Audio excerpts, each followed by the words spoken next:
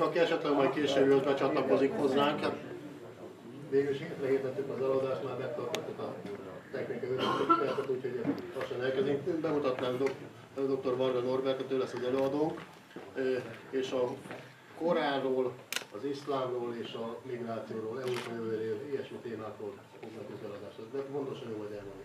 Átadnám a többet. Nagy szeretettel köszöntök mindenkit.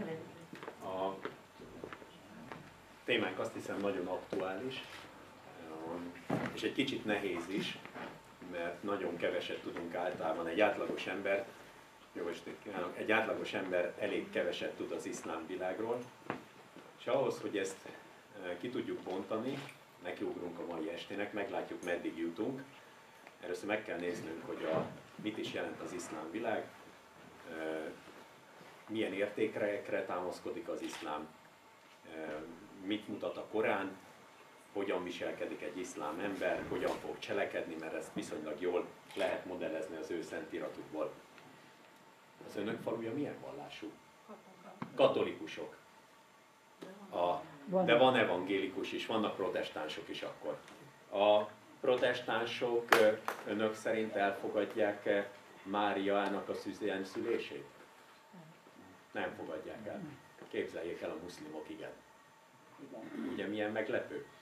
Az iszlám hitűek elfogadják, hogy Szűz Mária szüzenszülte Jézus Krisztust, és csoda történt. A mi vallásunk szerint, mondták, hogy túlnyomó rész keresztény a falu, katolikusok, a mi vallásunk szerint a mi világunknak úgy lesz vége, hogy jön a parózia, Jézus Krisztus másodszor eljön. A muszlimok szerint is, képzeljék el. Ugyanúgy a Korán szerint a mi világunknak úgy lesz vége, hogy Jézus Krisztus másodszor el fog jönni. Tehát vannak erős párhuzamok a muszlim hitvilág és a mi hitvilágunk között, a Biblia és a Korán között. De elindulunk egy ilyen kis bemelegítés után, meg az, hogy itt mikor láthattak Magyarországon először muszlim hitű embereket, iszlám hitű embereket, akkor olyan település nevekre gondoljanak, mint Hajdú-Böszörmény, a Hajdút hagyják le, csak Böszörményt, vagy Ibrányt. Ezek a település nevek azt mutatják, hogy az Árpád-korban iszlám hitű közösségek, települések voltak Magyarországon. Tehát az Árpád-házi keresztény királyok idején is voltak teljesen muszlim települések Magyarországon, képzeljék el. Ezzel csak azt akartam mutatni, hogy az iszlám világ nem is annyira idegen első ránézésre történelmek se tőlünk. Arról nem beszélve, hogy ugye utána a törökökkel találkoztunk, és az egri csillagokkal találkoztunk egy bizonyos fajta iszlám képről, ami nekünk még érdekes lehet, hogy ugye a törökök azt gondolják rólunk, hogy mi az első unokatestvéreik vagyunk, így is oktatják az általános és középiskoláikban, tehát ők minket testvérnek tekintenek. És erről a 150 évre is máshogy emlékeznek, mint mi. Tehát de térjünk vissza az alapvető kérdésünkhöz, hogy amikor azt kimondjuk, hogy iszlám emberek vannak, akkor mi is az iszlám, hogyan épül fel, vagy mit gondolnak az iszlám emberek? Az a leglényegesebb kérdés, hogy az ő alapvető művük a Korán. Ez az alapvető mű abban különbözik a Bibliától, bár nagyon sok elemet átvesz a Bibliától, hogy a Korán nem csak egy teológiai, nem csak egy vallási mű, hanem a Korán egy politikai mű is, a Korán egy gazdasági mű is, a Korán egy jogi mű is, mindent ebből a Koránból és a Korán után kialakult irodalmakból vezet le mindent az iszlám világ. Ugye a Korán mellett a haditok, Mohamed cselekedetei, plusz az évszázadokkal később majd kialakuló jogrendszer, a sária határozza meg azt, hogy egy muszlim ember hogyan éli a mindennapjait a világban. Tehát amikor egy muszlim ember azt mondja, hogy ő a Korán szerint él, akkor nekünk már alapvetően tudnunk kell, hogy a Korán az nem csak vallási mű, hanem a Koránban elválaszthatatlanul együtt van a vallás, a politika, a gazdasági rendszer és a jogrendszer, stb. Stb. Hogyan alakul ki ez a vallás? Az Arab-félszigeten alakul ki ez a vallás, méghozzá a Krisztus utáni 7. században, 600-as években vagyunk. Születik egy ember, Mohamednek hívjuk, legyen nekünk egyszerűen csak Mohamed. A Mohamed korában az arab világ úgy néz ki, Arábia úgy néz ki, földrajzi és éghajlati értelemben ugyanúgy, ahogy most. Tehát rengeteg oázis van Arábia területén, de kevés a zöld terület, és amiből élnek az Arab-félszigeten, az a Tömjén út, az egy kereskedelmi út, amely összeköti a távol-keleti világnak a kereskedelmi rendszerét, tudják akkor is Kínából, Indiából, mint ahogy most is megnézik, hogy amiket használunk, az túlnyomó részt, hol jön be Európába önök szerint a rajtunk lévő ruhák, az eszközök, amiket használunk, mobiltelefonok, számítógépek, azok ugye túlnyomó részét Kínában és Indiában rakják össze, és a Szuezi csatornán jön be. Ugye akkor még nem volt Szuezi csatorna, hanem akkor úgy jött be, hogy elhozták az arábiai félsziget déli részéig, a mostani Jemenig, ott kipakoltak, és ott mindent tevékre rakták, és óriási karaván utakkal indították Jemenből, egészen Mekkán, Medinán keresztül, Damaszkuszon fel egészen a bizánci birodalmig. Tehát a Krisztus utáni 7. század úgy nézett ki, hogy volt két hatalmas birodalom, a bizánci birodalom, ami egy keresztény birodalom volt, és volt egy perzsa birodalom, amelynek a vallása Nesztorián, perzsa birodalomnak az alapvallása az a mazdaizmus volt, ez egy speciális tűzimádó vallás, az zoroaszteriánus vallás volt. Ha Freddie Mercury énekesre emlékeznek, a Queen énekesére, ő ilyen valláson volt, mint a perzsa birodalomnak a vallása. A két birodalom utálta egymást. A két birodalom több mint 100 éve harcolt már egymással, ezért ki kellett találniuk egy olyan világot, ami közvetítő kereskedelem alakul ki. Tehát a perzsa birodalom, a mostani Irán, ha így le akarom fordítani, a perzsa birodalom és a bizánci birodalom, a kelet-római birodalom, ugyanis amikor a nyugat-római birodalom Krisztus utáni 476-ban végleg elbukik, attól még a kelet-római birodalom nem fog elbukni, a kelet-római birodalom, az egészen a bizánci birodalom majd fent fog maradni az 1450-es évek elejéig. A magyar párhuzamot akarok hozni, ez a Nándor-Fehérvári csatának a pillanata. Nándor-Fehérvári ütközetre emlékeznek, 1456-ban lesz, Hunyadi akkor állítja meg Kapisztrán Jánossal együtt, Szent Jánossal akkor állítják meg a törököt. 1453-ban esik el, előtte 3 évvel véglegesen Bizánc. Tehát ez a kelet-római birodalom, ez a nyugat-római birodalom bukás után fent marad, óriási erejű ekkor még, a másik, a kihívó birodalom, az iráni birodalom, a perzsa birodalom, egymással harcolnak, és ahhoz, hogy a luxusárukat ki lehessen cserélni, a kereskedelmet lehessen biztosítani, ez lesz Arábia, Arábián keresztül kereskedik ez a két birodalom. Mert hát a luxusárukra, a parfümökre, amit most így mondjunk, az illatosítószerekre, a fűszerekre, az elefántcsontra, stb. Mindenre szükségük volt, annak ellenére, hogy gyűlölték egymást. Ennek a közvetítő kereskedelmnek a központja Mekka. Ez Arábiának egy nagyon fontos helye. Ez a mekkai hely egyébként a mostani és az akkori éghajlati adottságok szerint szinte lakhatatlan volt. Tehát az év túlnyomó részében 50 fok körül van a hőmérséklet, ez nem túl barátságos, ugye ez az 50. Nincs víz, szinte semmilyen víz nincs. Annyi víz van, hogy 40-50 embernek volt állandó egész évre, de akik ezen a területen éltek, azok általában vagy nomádok voltak és hatalmas területen legeltettek a sivatagok szélén, vagy pedig oázisokban éltek. Mekka nem alkalmas oázisnak, mert nincs akkora vízkészlete, hogy egy óriási lakosságot ellásson. Ennek ellenére tehát egy félig a muszlimok szemében is egy csoda az, hogy Mekka egyáltalán létre tud jönni, és városként, településként tud működni, mert se elengedő élelmiszere nem lenne, se elengedő vize nem lenne, mindezt azért tudja biztosítani, mert ő lesz a közvetítő kereskedelmnek a központja. De itt jön egy nagyon lényeges részt, Mekkát a muszlimok a világ legősibb városának tartják. Történelmileg ez nem hiteles, de miért tarthatják a legősibbnek? És így ők tartják magukat a legősibb vallásnak is. Ezen meg főleg csodálkozunk, mert azt mondtam, hogy a Krisztus utáni 600-as évek elején fogja Mohamed majd elkezdeni a saját igehirdetését, a saját vallásának a megalapítását, akkor hogy állíthatja, hogy 600 évvel később Jézus születéséhez képest például idősebb vallás a muszlim, mint a keresztény, és hogy állíthatja, hogy idősebb vallás, mint a zsidó vallás, ami meg még régebbi. Hát ezt úgy oldják meg, és hogy állíthatják magukról, hogy Mekka a világ középpontja. Azért állítják ezt, mert azt mondják, hogy a zsidók és ők, és ez genetikailag, nyelvészetileg is teljesen igaz, mind a kettő sémita nép, a zsidók és az arabok testvérek. És ez tényleg így van. amit a Biblia is gyönyörűen leír, és a Korán is gyönyörűen leír, ugyanis nekünk van egy Ábrahám nevű ősatyánk, ugye emlékeznek a Bibliáról, és Ábrahámnak 2 fia van.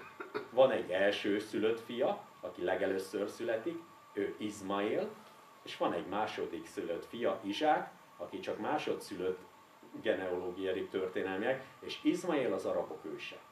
És ugye mivel az Izmaél, aki a Biblia szerint is elsőszülött fiú, a mellékfeleségtől születik, tehát nem a főfeleségtől, ezért amikor a főfeleség megszüli Izsákot, aki majd valójában az elsőszülötti jogot megkapja, pedig ő születik másodszor, akkor Izmaélt és az édesanyját kikergetik, vagy arrébb kergetik egy másik területre, hogy a 2 nő ne rivalizáljon egymással, és a 2 fiú ne rivalizáljon egymással, és Izsák lesz, ugye Ábrahám és Izsák lesz a zsidóság ősatja, Izmaél pedig lesz az araboknak az ősatja. Tehát valójában abban az arab világban ezért például antiszemitizmusról nem beszélhetünk, mert ők is szemiták.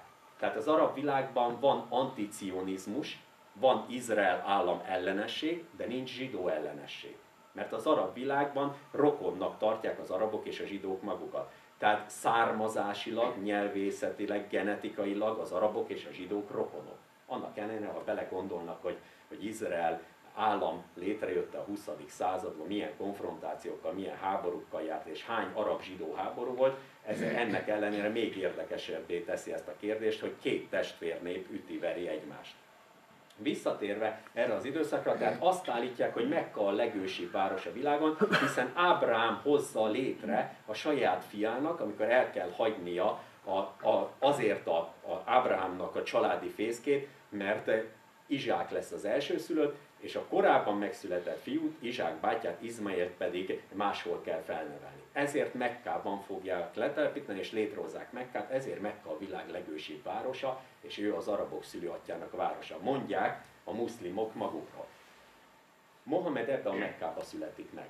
Egy viszonylag szegényebb, egy nagy törzs uralja Mekkát. Nagyon fontos, hogy az arab világban most is a törzsi rokonsági rendszer sokkal erősebben él, mint nálunk. Ha én ezt érzékeltetni akarnám, ha bejön hozzánk a 4. unokatestvérünk, és azt mondja, hogy nálunk lakna egy évet, annak mi nem nagyon örülnénk, ugye, hogy mi 4. unokatestvéred, ki ez, honnan, micsoda, mit akar ez itt. Az araboknál ez nem kérdés. A 4. unokatestvére ugyanúgy testvér. Az, ha egy évig ott akar lakni nálam, akkor ott fog lakni egy évig nálam. Tehát náluk a rokonsági viszonyok, a törzsi viszonyok, a családi viszonyok sokkal erősebben élnek, és akkor is sokkal erősebben éltek. Mekkát egy egész törzs uralja, a Kurájs törzs, és ennek a törzsnek egy nemzetsége, a törzsek nemzetségekből épültek fel, az egyik viszonylag szegény nemzetségében született meg Mohamed, és árvaságra kerül nagyon hamar, meghalnak a szülei, és az arab jog szerint, az akkori arab jog szerint, ami nem muszlim jog, mert akkor még nincs muszlim világ, hogyha meghalnak a szülők, akkor nem a gyerek az örökös, mert nekik az volt a lényeg, hogy az állatba mérték a vagyont, hogy az állat megmaradjon, és az állatkincs, mint kincs megmaradjon, mindig a család legidősebb férfi tagja fogja örökölni a vagyont. Mert a pár éves Mohamednél meghalnának, elpusztulnának a tevék. Mert a pár éves Mohamed nem tudja gondozni, tehát ő öröklött valójában egy vagyont, tehát a mi felfogásunk szerint egy egész jómódú ember lehetett volna, mert kereskedő volt az édesapja, de nem tudott örökölni, mert a nagybátyja a legidősebb nagybácsi fogja örökölni a vagyont, és ennek köszönhetően ő egy szegény emberként nő fel. Tehát Mohamed úgy születik meg, aki egy kimondottan szegény ember. És az nagyon fontos, hogy az arab világ úgy épül fel, hogy ahhoz a nemzetséghez, amihez tartozik, az a nemzetségnek egy védőhálót ad. Tehát hiába nagyon szegény ember Mohamed, de mondjuk éhen nem tud halni, mert a saját nemzetsége, a nagybácsi, mindig a legidősebb nagybácsi, ő viszont annyira figyel rá, hogy felneveljék, hogy az adott kornak megfelelő oktatásban részesüljön, hogy megkapja azokat az ismereteket, ami szükséges ahhoz a világhoz, és segítenek neki életben maradni. Különben árvaként nem tudott volna életben maradni. Mohamed életében nagy áttörést a házasság hozza meg. Elvesz egy gazdag, jómódú kereskedőnőt, és ennek köszönhetően Mohamed már egy jómódú emberré válik. Ugyanis az arab világban, aki szegény, azt nem tartották semmire. Annak nincs semmilyen tekintélye. Tehát egy szegény ember az arab világban, jelenleg is így van, egy szegény ember az arab világban kiáll, és azt mondja, hogy kövessetek, mert én egy újfajta dolgot mesélek el nektek, őnek is semmi hitele nincs.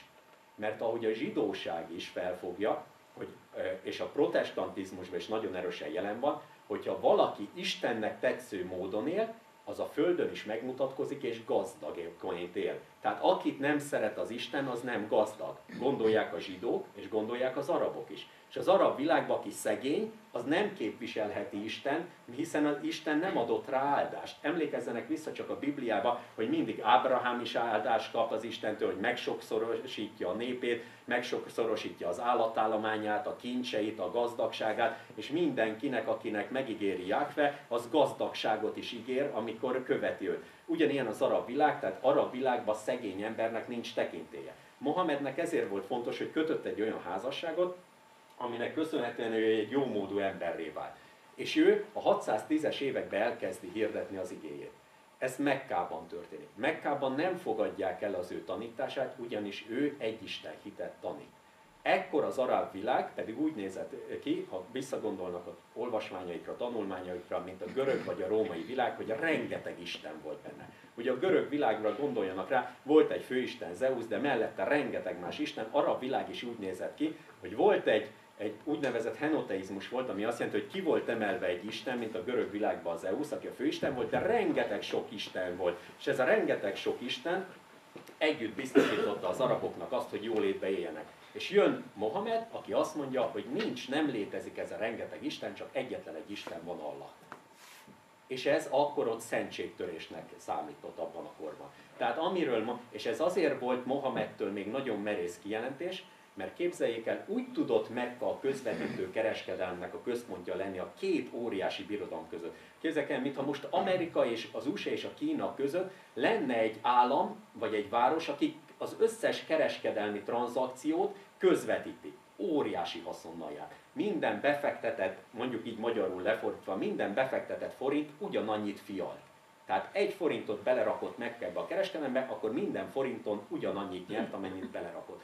Óriási haszonnal dolgozott. És képzeljék el, ha most Kína és Amerika között valaki ezt a kereskedelmet a kezébe tarthatná, óriási gazdagságban lenne. Tehát Mekkának hatalmas gazdagsága volt. Tehát világra szóló kincsei voltak Mekkának, de ezt hogy tudta elérni? Úgy tudta elérni, hogy egy speciális vallási szövetséget kötött, ezt Humsznak hívják, és egy speciális gazdasági szerződést, ezt pedig Iláfnak hívják. Arabul ez annyit jelentett, hogy létrehozott Mekkában egy olyan zarándokhelyet, és figyeljenek, mert az iszlám világnak a zarándoklás majd nagyon fontos, mint ahogy egyébként megmarad a keresztény világban, és főleg a katolikusoknál a zarándoklás.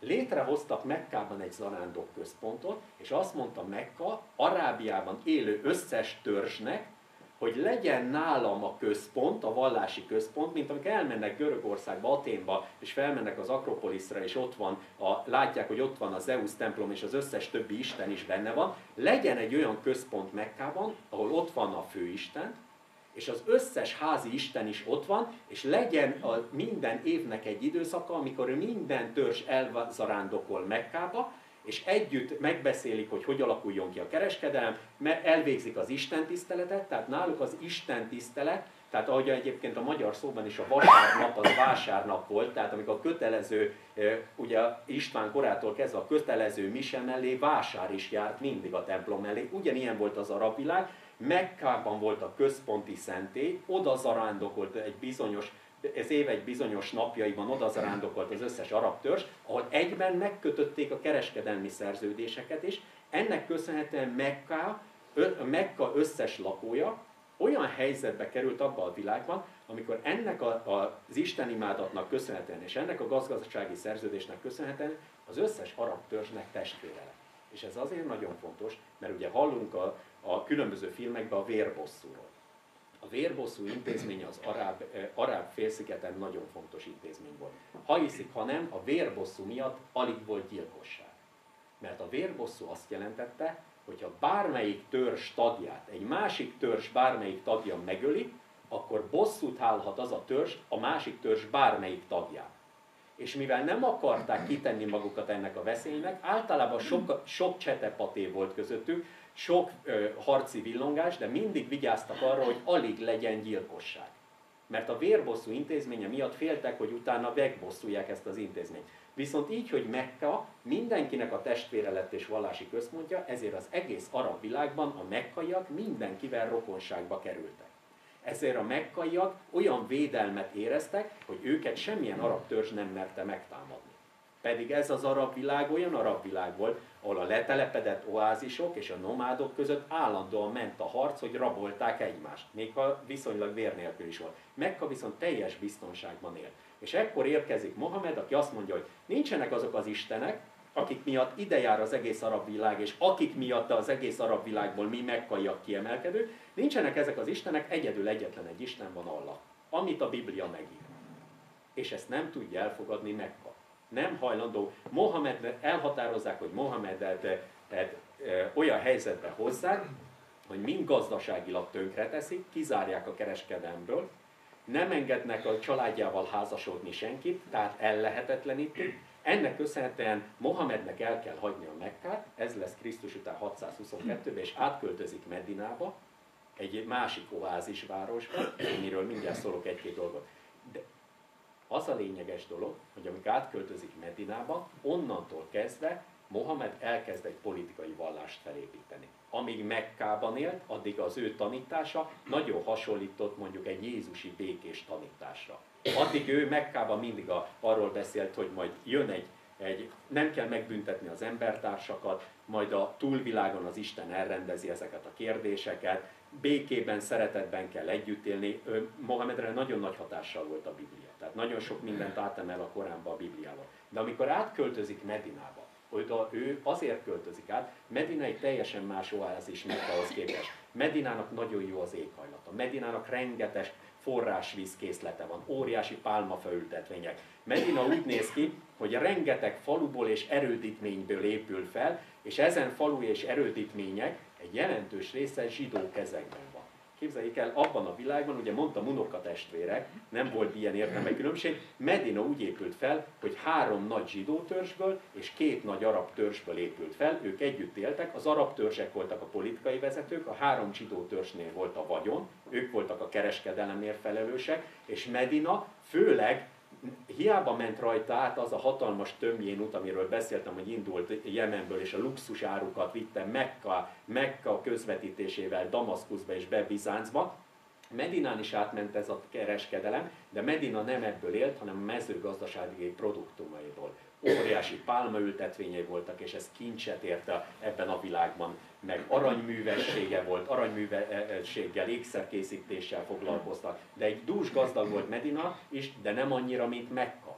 Mert Mekka a kereskedelemből él. És ugye agrártermelésből, nem tudom, tudják, nem tudják, tapasztalták életükben, akárhogyan dolgoznak az agráriumban, annyit soha nem lehet keresni vele, mint a kereskedelemből. Ebben a világban is így volt. Medina jómódú volt, erős volt, de sokkal szegényebb volt, mint Mekka, sőt, őt nem védte olyan értelemben a többi törzstől az, hogy mindenkinek rokona, mint Mekka. Na ide költözik Mohamed, és azért hívják ide, mert ebben a városban a 2 arab törzs, aki ebben élt, ezek testvértörzsek voltak, de hát a testvérek között is tudják, sokszor a mi világunkban is úgy van, hogy a testvérek nem tudnak kijönni egymással. Felkérték Mohamedet egy közvetítőnek, egy döntő bírónak, hogy mint bíró legyen közöttük, hogy ne legyen állandóan konfliktus közöttük.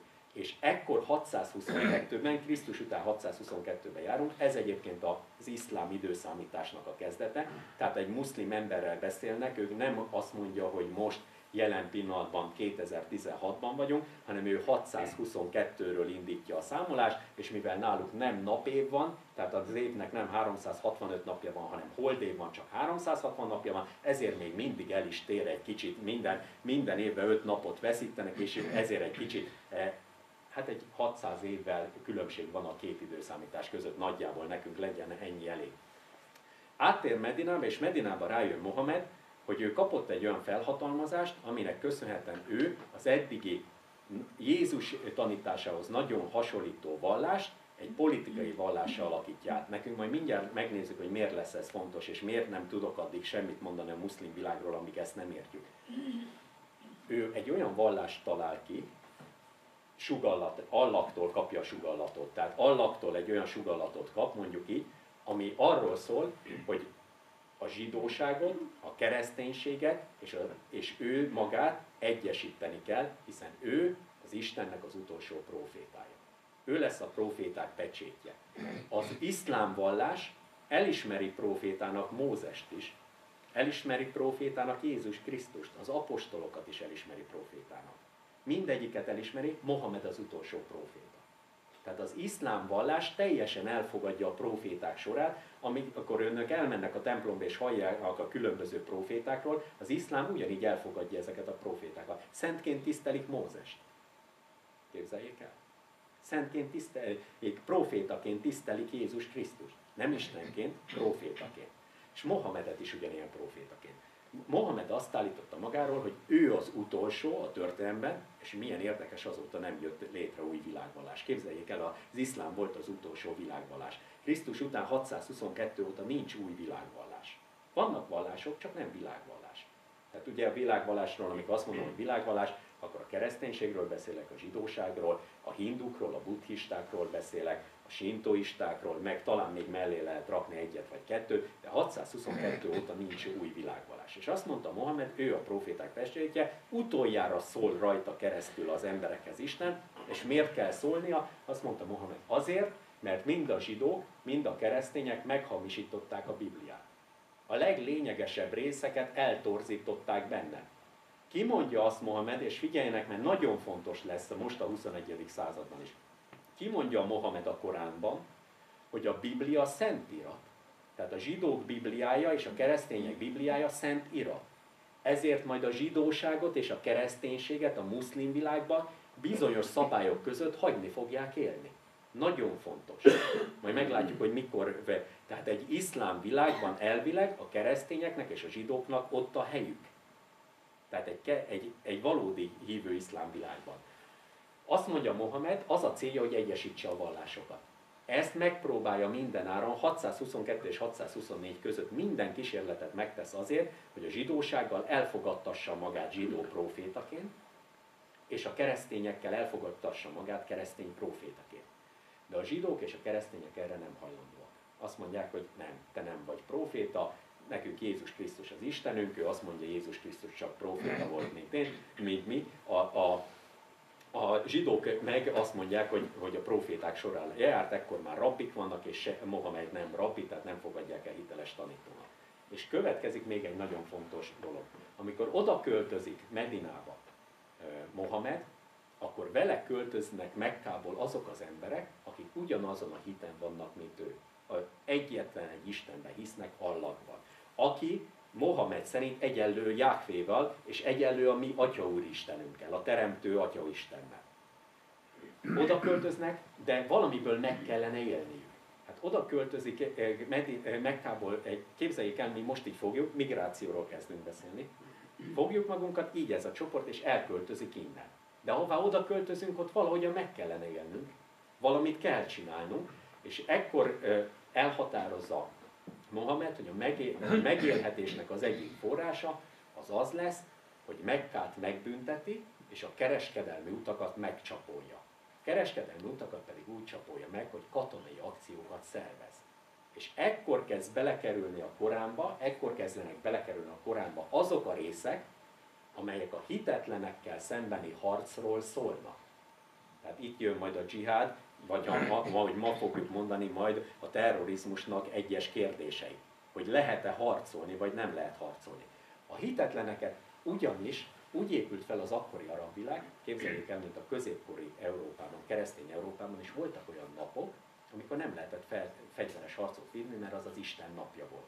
Mert a középkori keresztény Európában is nehéz volt a kereskedelmet úgy csinálni, hogy állandóan rablóportyákat végeztek a keresztények egymás ellen. Ezért ugye volt a Creugadei, megszentelt napok, amelyek napon nem lehetett ölni és nem lehetett rabolni a keresztény Európában. Itt pedig voltak olyan szent hónapok az arab világban, ekkor még nincs iszlám világ, az arab világban, amikor nem szabadott fegyveres küzdelmet folytatni, és békében kellett az araboknak egymással szemben élni. Na, Mohamed ezt felülírja. Azt mondja, hogy a hitetlenekkel szemben minden alkalmas időben megengedett a háború. Megengedett a harc. Hiszen őt Mekkából elüldözik, mondja ő, ezért a mekkai hitetleneken megbosszulja ezt. Ugyanis miért fájdalmas Mohamednek, hogy Mekkából el kell jönnie? Azért, mert mondtam, hogy ott van az arab világ közepe, ott van a szentély, és ami most a muszlim világnak és a központi szentélye, ott a Kábakő. Ott van az a Kábakő, amely azt jelképezi, hogy az Istennek ott van a lenyomata a világon. Ezért Mekka a világ központja, mert ott a Kábakő. Még nem volt iszlám hit, de már akkor a Kábakőhöz zarándokoltak az arabok.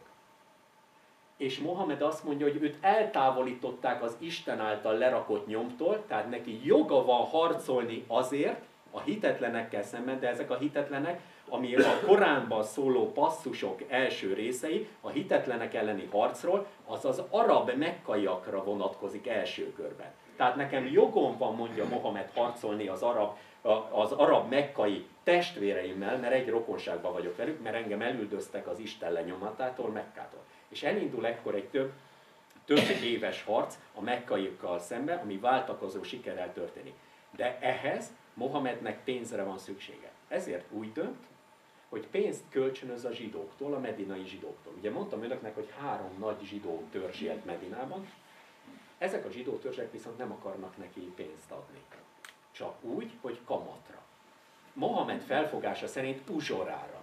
Ugyanis ha a Biblia lapjait olvassák önök, akkor láthatják, hogy a kamat és az uzsora intézménye a zsidó világon belül egy létező intézmény volt. De kölcsönt a Tóra úgy fogalmaz, ami a mi Bibliánknak a része, Mózes első 5 könyvéről beszélek, úgy fogalmaz, hogy míg kötelező és nagyon fontos kölcsönt adni kamatra és uzsorára idegennek, addig zsidónak úgy ad kölcsönt, hogy a uzsoráról szó nem lehet, és a kamat is bizonyos határok között. És úgy döntenek a zsidó törzsek, hogy Mohamed, aki magát zsidónak állítja be, hogy ő a zsidó próféta, Mohamed nem zsidó, ezért ő csak kamatra és uzsorára fog kölcsönt kapni, és nem úgy, hogy csak úgy kap kölcsön, hogy arra nem kell kamatot fizetnie. Erre Mohamed ezt nagyon nehezményezi, hogy őt nem fogadták el zsidónak. Ekkor változtatja meg az ima irányát, mert addig képzeljék, Jeruzsálem felé fordulva imádkoztak a muszlimok, Mohamed követői, akkor megváltoztatja a kiblát az ima irány, és akkor lesz Mekka az iránya. Régen mi keresztények is Jeruzsálem felé imádkoztunk. Tehát a középkorban még mi is mindig Jeruzsálem felé, keletnek fordulva imádkoztunk. Mert ezzel is elkezdte elhatárolni magát. Addig átvette a zsidók böltjét, a Jom Kipur böltöt, akkor hirtelen ezt is ledobja, mert a zsidók nem fogadták el, és bevezeti a Ramadánt. Ugye a Ramadán a muszlim 5 fő előírás közül az egyik, hogy be kell tartani a Ramadán böltjét. Ugye ez az, amikor napfalkeltől napnyugtáig nem esznek, szexuális kapcsolatot nem létesítenek, stb. Stb. És Mohamed ekkor azt mondja, hogy jó, a zsidó törzsek nekem nem adtak, nem antiszemitizmusból, de ő ellenségnek kiáltja ki őket, és akkor fokozatosan ledarálja, fokozatosan azokat az erődményeket elfoglalja, amelyek Medinában vannak. A 3 zsidó törzset 4-5 év alatt teljesen kisemmiszi. Az első törzs még jól megússza, mert elviheti 600 tevén, képzeljék el, 600 tevén viszi el az egyik zsidó törzs azt a vagyont, amivel rendelkezik. Csak a fegyvereiket kell ott hagyni, meg az aranyukat. De 600 tevére pakolnak fel, ez egy jelentős vagyon lehet, gondoljanak be. A második zsidó törzsé rosszabb, a harmadiknál pedig már minden férfit megöl Mohamed, plusz a gyerekeket és a nőket eladják rabszolgának. Tehát a zsidó törzsektől szedi össze a vagyonát Mohamed, innentől kezdve indul egy konfrontáció. És utána az arab világban számos zsidó oázis van, ezen zsidó oázisok ellen fordul, mert pénz kell neki a háborúihoz. És ezen háborús cselekedetek között születnek meg a Koránon belül azok a passzusok, plusz nem csak zsidó oázisok ellen fordul, hanem Észak-Arábiában, tehát Arábia északi részén bizánci befolyás van, bizánc keresztény, és ott az oázisok pedig keresztények. És amikor nem tud kiegyezni a keresztényekkel sem Mohamed, és nem tudja elfogadtatni, hogy ő az Atya Úristennek az utolsó prófétája, és nem Jézus Krisztus, akkor utána a keresztény oázisok ellen is fordul. És ebben a harcban, hogy valamilyen értelemben ösztökölje a harcosait, hogy minél jobban harcoljanak, ezért megszületnek a Koránnak azok a passzusai, amelyek közül a legkeményebb a kardvers. Ugye ez a kardvers arról szól, Ez a Korán 114 részből áll, 114 kis könyvecskékből, úgy hívják, hogy 114 szúrából, ez a 9.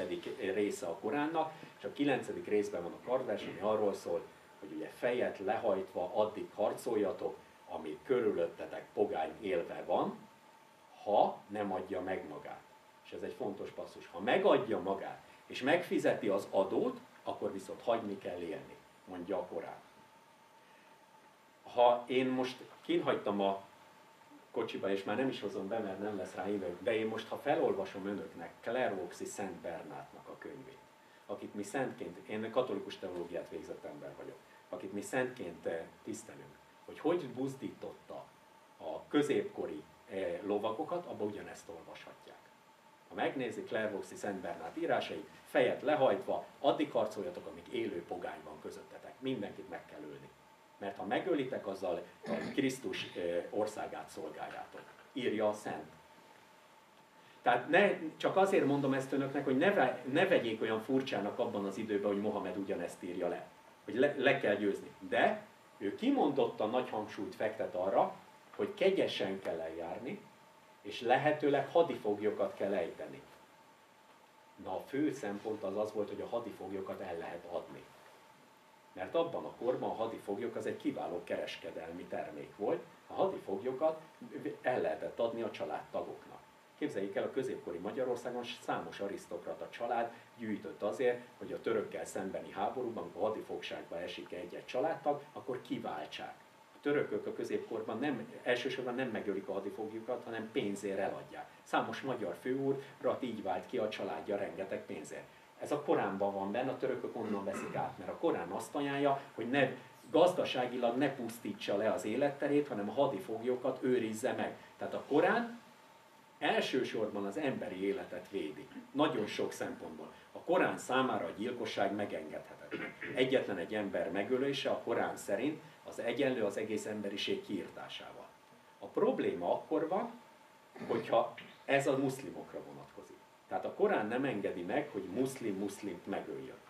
Ennek ellenére majd, ha a migrációhoz eljutnánk, és látjuk, hogy mi az okai a migrációnak, akkor látjuk, hogy ott muszlimt nagyon vastagon öl, és mindjárt látjuk, hogy miért. Tehát a Korán szerint muszlimt nem ölhet, mert egyenlő az emberiség kiirtásával. De nem ölhet zsidót se, és nem ölhet keresztény se, és nem ölhet semmi olyan népet, aminek szent könyvet adott az Isten. Tehát Allah, vagy más néven az Atya Úristen, vagy Jahve más néven, és ide elég sok nép beletartozik, akik szent könyvet kaptak az Istentől. Ezeknek az csoportoknak viszont jizyét kell fizetni, tehát adót kell fizetni, azért, mert a keresztényeknek és a zsidóknak nem kellett részt venni az arabok háborúiba. Gondoljanak bele, hogy alakul ki középkorban a jobbágyság intézmények.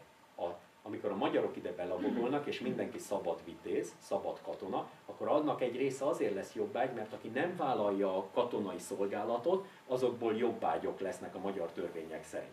Mert már nem adja a hazáért a harcát, a saját életét nem áll. Az araboknál azt mondják, hogy azért kell a keresztényeknek és a zsidóknak fejadót fizetni, mert nekik nem kell részt venni a háborúban. Mert csak azt a muszlimok fogják az ország védelmét, vagy az arab birodalom védelmét a muszlimok fogják biztosítani, a zsidók pedig és a keresztények pedig fejadót fizetnek. Egyben védelmet is kapnak, a védelem pedig arról szól, ha befizetik ezt a fejadót, akkor békében élhetnek ott a muszlimok között a földön, és senki őket nem üldözheti. Egyetlen egy olyan terület van, ahol zsidó és keresztény nem élhet, ez Mekka lesz. Mekkából kitiltja Mohamed a keresztényeket és zsidókat. Jelen pillanatban sem, ha mi turistaként akármennyi pénzünk van, ha mi nem vagyunk iszlám hívők, nem mehetünk be Mekkába. Arábia túlnyomó részére, Medinát kivéve bemehetünk, tehát keresztényként vagy zsidóként bemehetünk Arábiába, de Mekkába, a Szentvárosba, másik szentvárosokba, Medinába, oda viszont nem mehetünk be. Mert az csak a muszlimok számára fenntartott szent hely. Azért hozza ezt a rendelkezést Mohamed, mert így próbálja maga mellé állítani az arab törzseket. Nem nekünk szól ám ez a Korán passzus, ez annak a kornak szólt. Mivel amikor elfoglalja Mekkát, Mohamed, akkor mondja ki ezt a passzust a Korán, és ez azért volt fontos, mivel minden arab törzsnek ott volt benne az Istene Mekkában, és ha nem tért át iszlám hitre, többet nem mehetett be az Istenéhez, ezért kénytelenek voltak áttérni, tehát ez az akkori arab világnak szólt, ez a Korán passzus, persze ez áthagyományozódott a mai korra is. Tehát kiépít 622-től 632-ig, a medinai korszakában Mohamed kiépít egy olyan világbirodalmat, ami az akkori Arábiára terjed ki, de halála pillanatában 632. júniusában már kilépnek az arab katonák, kilépnek az arábiai területéről, és már Bizánccal és Iránnal háborút folytatnak, a két nagy birodalommal, és fokozatosan győzelmeket aratnak. Tehát 10 év alatt felépít Mohamed egy olyan birodalmat, amit a semmiből hoz létre, egyetlen egy 622-ben úgy jelenik meg Medinában, nézzék meg ezt a politikai teljesítményt. 622-ben megjelenik Medinában, mint egy bíró, és 632-ben úgy hal meg, hogy az egész arab világot uralja. És nem csak az egész arab világot, hanem a világkereskedelmet is. Mert uralja Bizánc és a perzsa birodalom közötti kereskedelmet. Kína, Indiából jövő export-import árukat is. És úgy uralja, hogy közben létrehozza az ummát. Ez nagyon fontos. Létrehozza azt a politikai felépítést és gazdasági felépítményt, amelyben minden muszlimnak jó élni. Amit Allah adott. Tehát egy olyan politikai szerkezeti formát rak le a Korán, ami a földön a paradicsomot biztosítja. Tehát ha egy muszlim úgy akar élni, hogy Allahnak megfelelően és a legnagyobb boldogságban, akkor megvan a tökéletes szerkezeti forma, az umma. Ez a tökéletes szerkezeti forma egy olyan állam, amely egyébként minden muszlimot jogi értelemben egyenlővé tesz. Figyeljenek, mint a mi demokráciánk. Mi demokráciánk azt mondja, hogy jogilag mindegyikünk egyenlő. Gazdaságilag viszont nem. Tehát jogilag minden muszlim egyenlő, vallásilag minden muszlim egyenlő ebben az államban, gazdaságilag nem, elismeri a vagyon különbségeket, és megtűri maga között a könyv népét, ha megfizeti az adót, tehát a zsidókat és a keresztények különböző csoportjait és szektáit. Tehát így épül fel az iszlám állam. És ez az iszlám államnak van egy nagyon, az umma, ez a Mohamed-kori tökéletes állam. És van egy nagyon fontos dolga, Mohamed elrendeli benne a zakatot, ami egy szegény adó, ami azt jelenti, hogy szociálisan nagyon érzékeny lesz ez az állam. Mivel mindenkinek a vagyona az ő saját vagyonának, a megélhetés, a vagyonon belül a megélhetés biztosító részen kívüli részek 1/40 részét be kell fizetni minden évben szegény adónak.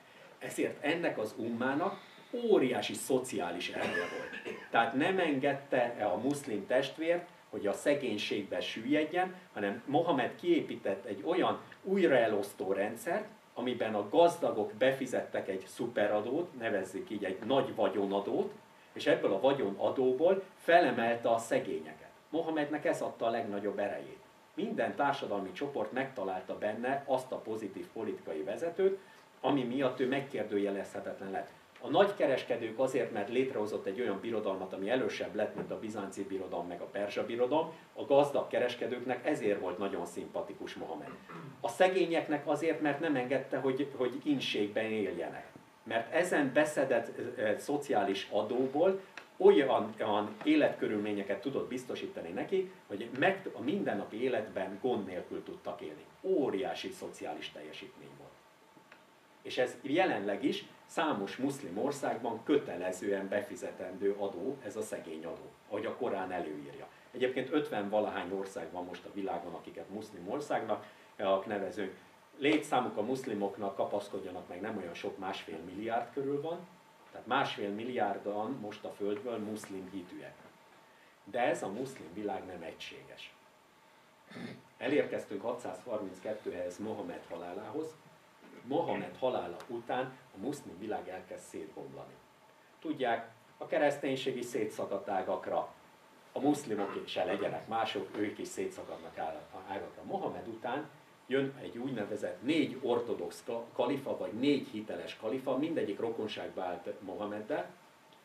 Ez a 4 hiteles kalifára tartják azt, egészségére, tartják azt a muszlimok, hogy ezek voltak még a szent idők. Ez 632-től 661-ig tartott. Ezen 4 kalifa közül az utolsó az Ali. Ez nekünk nagyon fontos lesz.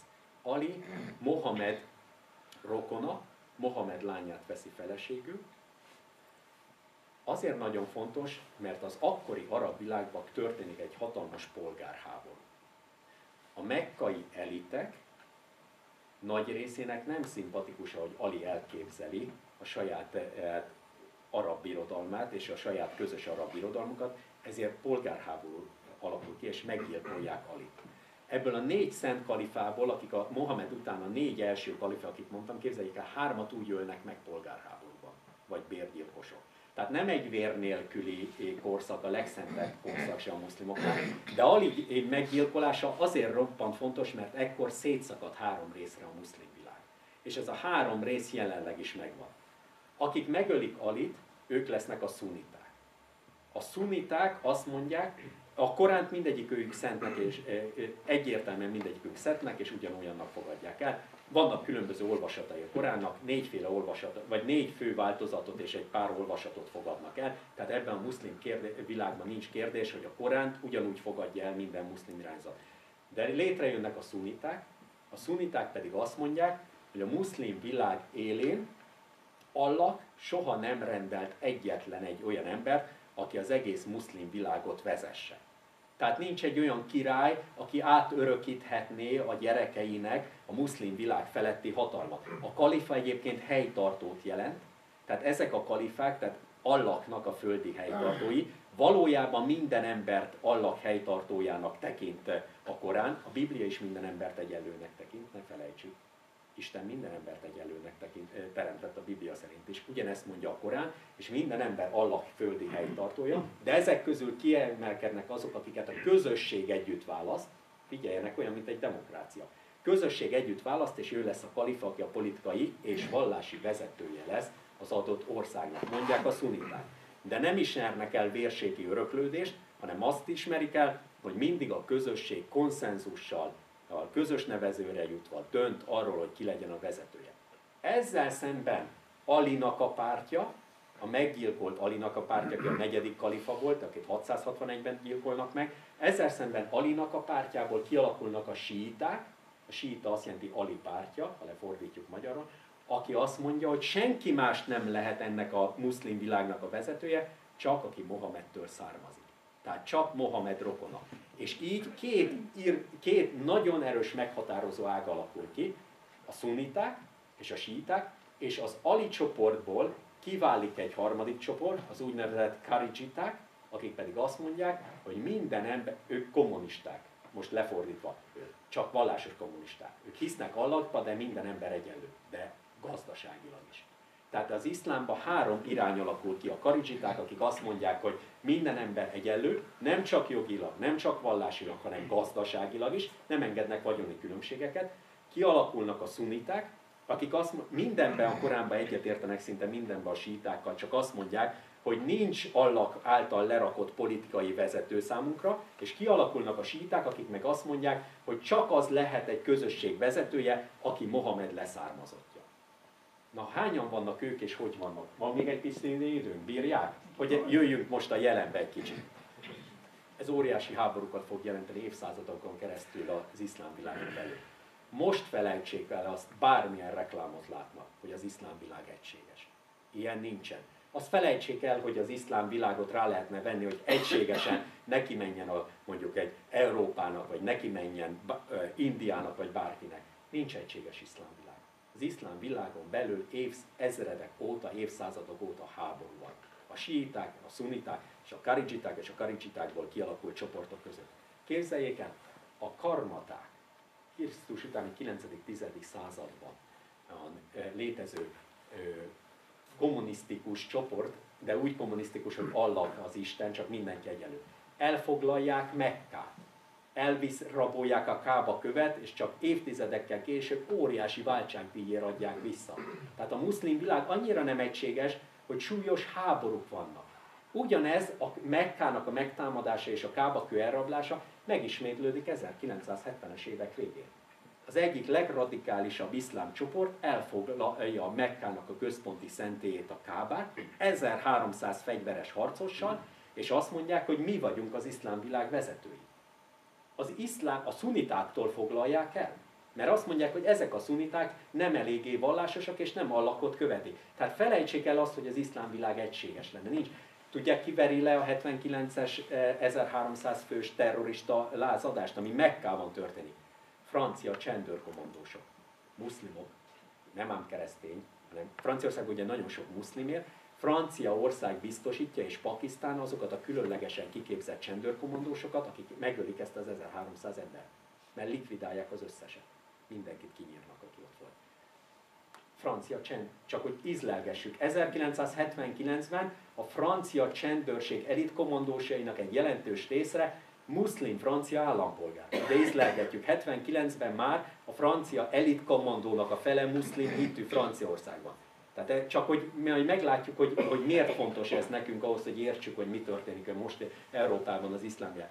Visszatérve gyorsan a mai korrahoz és az iszlám világhoz, csak azt akartam önöknek gyorsan megmutatni, hogy nem egységes az iszlám világ.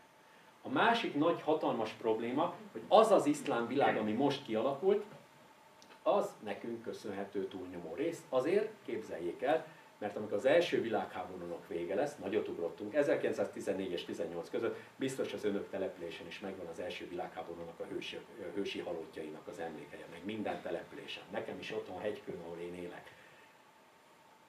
Az első világháború után hozzák létre azokat a műállamokat, amelyek most a Közel-Keletet alkotják. De még Izrael nélkül, mert Izrael államot csak a második világháború után hozzák létre. Ilyen államok, ilyen formában, hogy Szíria, hogy Jordánia, hogy Libanon, hogy Irak, ilyen államok nem léteztek soha. Ezeket mi, fehér emberek, nem mi, mert mi a vesztesek voltunk sajnálatos módon, ugye, a franciák, az angolok, az amerikaiak, meg akik még velük szövetségben voltak, ők döntik el az első világháború után, hogy húzzák meg a határokat, semmi más nem érdekli őket, nem vesznek figyelembe semmilyen etnikális vallási összetételt. Az érdekli, hogy a kőolaj, koncesziós jogokat ki birtokolja. Tehát amikor mi meg akarjuk keresni az alapproblémát, hogy miért lesz konfliktusos az a Közel-Kelet, akkor tessék figyelembe venni, hogy a fehér ember osztja fel a területeket, és egyetlen egy célja van, a kőolaj és földgáz készleteket kiaknázni. Nem érdekli az ott lakók semmit. Az a lényeg, hogy megszerezzék a koncesziós jogokat. Tehát az, hogy a bányászati jog náluk legyen. És akkor már olyan cégek vannak ott, képzeljék el, mint a Shell, tehát amiket most is itt láthatnak, csak hogy mondjak egyet, a British Petrolnak az elődje, tehát ezek a nagy világcégek, akiknél mi is tankolgatunk, már ott vannak. Mivel úgy hozták létre ezt a világot, ami teljesen mesterséges, és olyan embereket raktak, és olyan népeket és vallásokat gyúrtak össze, ez egy nagyon konfliktusos gócpont lesz.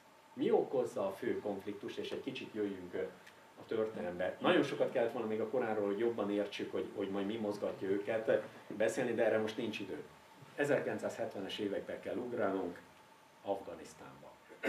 Mert tudják, a migránsok egy része afgán, egy másik része iraki, egy harmadik része szír, akik Közel-Keletről érkeznek. Ezen az előadáson az Észak-Afrikából érkező migránsokkal nem foglalkozunk most, az sehogy se férne bele. Miért kezdem Afganisztánnal? Azért, mert a 70-es években, olajról beszéltem önöknek eddig, és a 70-es években történik egy furcsa, és az arab-zsidó világ konfliktus. 1973-ban kitör a sokadik arab-zsidó háború. Ebben arab-zsidó háborúban a zsidók győznek, természetesen 1947-48-ban hozzák létre Izrael államot. Nincs, évezredekig nincs Izrael állam. Tudják, emlékeznek rá, Bibliában, Új Szövetségben, Új Testamentumban olvashatják, Krisztus után 70-ben Vespasianus császár lerambaltatja a zsidó templomot, nem engedi újraépíteni, mert fellázadtak a zsidók, majd Krisztus után 135-ben Barkokban még egyszer fellázad a zsidók nevébe, azt is levelik a rómaiak, és ki kell költözni Palesztinából minden zsidónak. Tehát Krisztus után 135 után Palesztinát el kell hagyni a zsidóknak. Majd mindig visszaszivárognak, de soha nem lesz többet államok. Tehát Krisztus után, amikor Nagy Heródes meghal, már akkor valójában csak a fiai részállamokat kapnak, tehát onnantól kezdve Izrael államról nem beszélhetünk. Tehát Krisztus előtt 4-ben meghal Nagy Heródes, és utána nincs valójában izraeli önálló állam. Tehát 2000 évig szinte nincs állam. 47-ben, 48-ban újra leszáll a különböző politikai alkuknak köszönhetően. Miért fontos nekünk? 73-ban zsidó-arab háború, zsidók nyernek, miért nyernek? Mert Amerika beavatkozik az oldalukon. Amerika úgy tud beavatkozni, hogy a NATO szövetségesek, tudják, második világháború után 1949-ben létrehozzák a NATO-t, a Washingtoni szerződéssel, amelynek az USA, Kanada és számos európai ország tagja, például Nagy-Britannia, Franciaország, stb. Az USA a NATO szövetségeseinek a bázisait használja arra, hogy megtankolja az ő bombázóit. Az arabok meg azt mondják, mindez rendben, de akkor most megemeljük egy kicsit a ti üzemanyag áratokat, megemeljük a földgázára, megemeljük a kőolajára. És ekkor Európa, képzeljük el, 1960-as években Nyugat-Európa jött, hogy munkanélküliség nem ismer. Ilyen nincsen. Olyan gazdasági fejlődés van a Németország, NSZK-tól kezdve Franciaországtól, nincs munkanélküliség. És ez az ipar, amire ez az egész gazdasági prosperitás, az egész gazdasági fejlődés felépült, ez kőolaj és földgáz alapú volt. És akkor az arab országok azt mondják, hogy oké, ti ellenünk harcoltatok, akkor az olajára 3-szorosára vagy 4-szeresére fog változni, 1 éven belül. Beborul az egész európai gazdasági rendszer. És ekkor az európaiak úgy döntenek, hogy valahonnan neki kőolajat kell vagy földgázt venni, és akkor jön a sátán gyermeke, a Szovjetunió. Elkezdünk venni az arabok helyett, nem mi, mert mi akkor a boldogabbik keleti oldalhoz tartoztunk, és nekünk nem voltak ilyen gondjaink, mint a nyugatiaknak, hogy 70-es években 4-szeresére emelkedett a benzinár, hát mi egy stabil gazdaságban éltünk, tudják, a 70-es években nekünk ezzel nem kellett szembenézni. De elkezdtünk az oroszoktól lenni. Brezsnyev az oroszoknak akkor a vezetője, Szovjetuniónak. És Brezsnyev 1-2 év után rájött, hogy a kőolaj és a földgáz ára így emelkedett, Oroszországnak, Putyinnak most is csak addig van ereje, amíg magasan vannak a földgáz és kőolajára. Ahogy leesnek, mint most, Oroszország összeomlik gazdaságilag. Még 1 hónapig így állnak, mint most a benzinára. Oroszországnak vége. Csak úgy mondom önöknek. Az az erős Oroszország, aki tud harcolni, és aki jelen van a világ számos helyén, az 1 hónap alatt össze tud omlani, ha a benzinára ilyen alacsony szinten maradnak. Ilyen gyenge Oroszország valójában. Katonailag erős, de gazdaságilag gyenge. De Brezsnyev akkor óriási bevételre tesz szert, és meghirdeti a Brezsnyev doktrínát, ami annyit jelent, hogy bárhol esélye van a Szovjetuniónak segíteni egy szocialista rendszer, oda ők be fognak avatkozni vagy gazdaságilag, vagy katonailag. Mert erősek lesznek. És elkezdenek beavatkozni. Például Görögországba. Tudják, a görögök mindig az Európai Unión belül azok, akikre ilyen mérgesek vagyunk. De a görögöket azért veszik fel 79-ben, azért írják fel alá a csatlakozási szerződést, mert különben az oroszokhoz csatlakoznának. A görögök nem voltak alkalmasok, mindenki tudja, hogy nem voltak gazdaságilag alkalmasok. Se 79-ben, se a 90-es évek végén, amikor az euróhoz kellett csatlakozni. A görögök soha nem voltak alkalmasak erre. A görögökön senki nem verhet le semmit, mert mindenki tisztában volt, hogy a görög gazdasági mutatók nem teszik alkalmassá ahhoz, hogy az Európai Unió, akkor úgy hívták, hogy Európai Gazdasági Közösség része legyen. Tehát nagyon fontos, miért fontos nekünk a Oroszország? Mert nagyon erős lesz, és nagyon erősen elkezd beavatkozni. Erre az USA mit csinál? Az USA úgy dönt, hogy Afganisztánban elkezd mudzsahedeket kiképezni. A mudzsahed nem más, mint szent harcos. Iszlám szent harcos, aki azért harcol, hogy a muszlim, és itt jön be a dzsihád. Máljunk meg egy pillanatra, a dzsihádnak mi a jelentése a Koránban, többféle dzsihádot különböztetünk meg. A legfontosabb dzsihád Mohamed szerint a magamba belülről vívott harc. Az, hogy én jó ember legyek. Ez a nagy dzsihád. Hogy a sátán kísértését le tudjam győzni. Ez a dzsihád. Hogy az ösztöneim felett uralkodni tudjak. Ez a belső dzsihád, ez a legfontosabb. De van külső dzsihád is, annak is több része van. A külső dzsihád egyik része a fegyveres harc, ami csak védekező jellegű lehet, ami azt jelenti, hogy a muszlim értékeket védem az agresszorral szemben.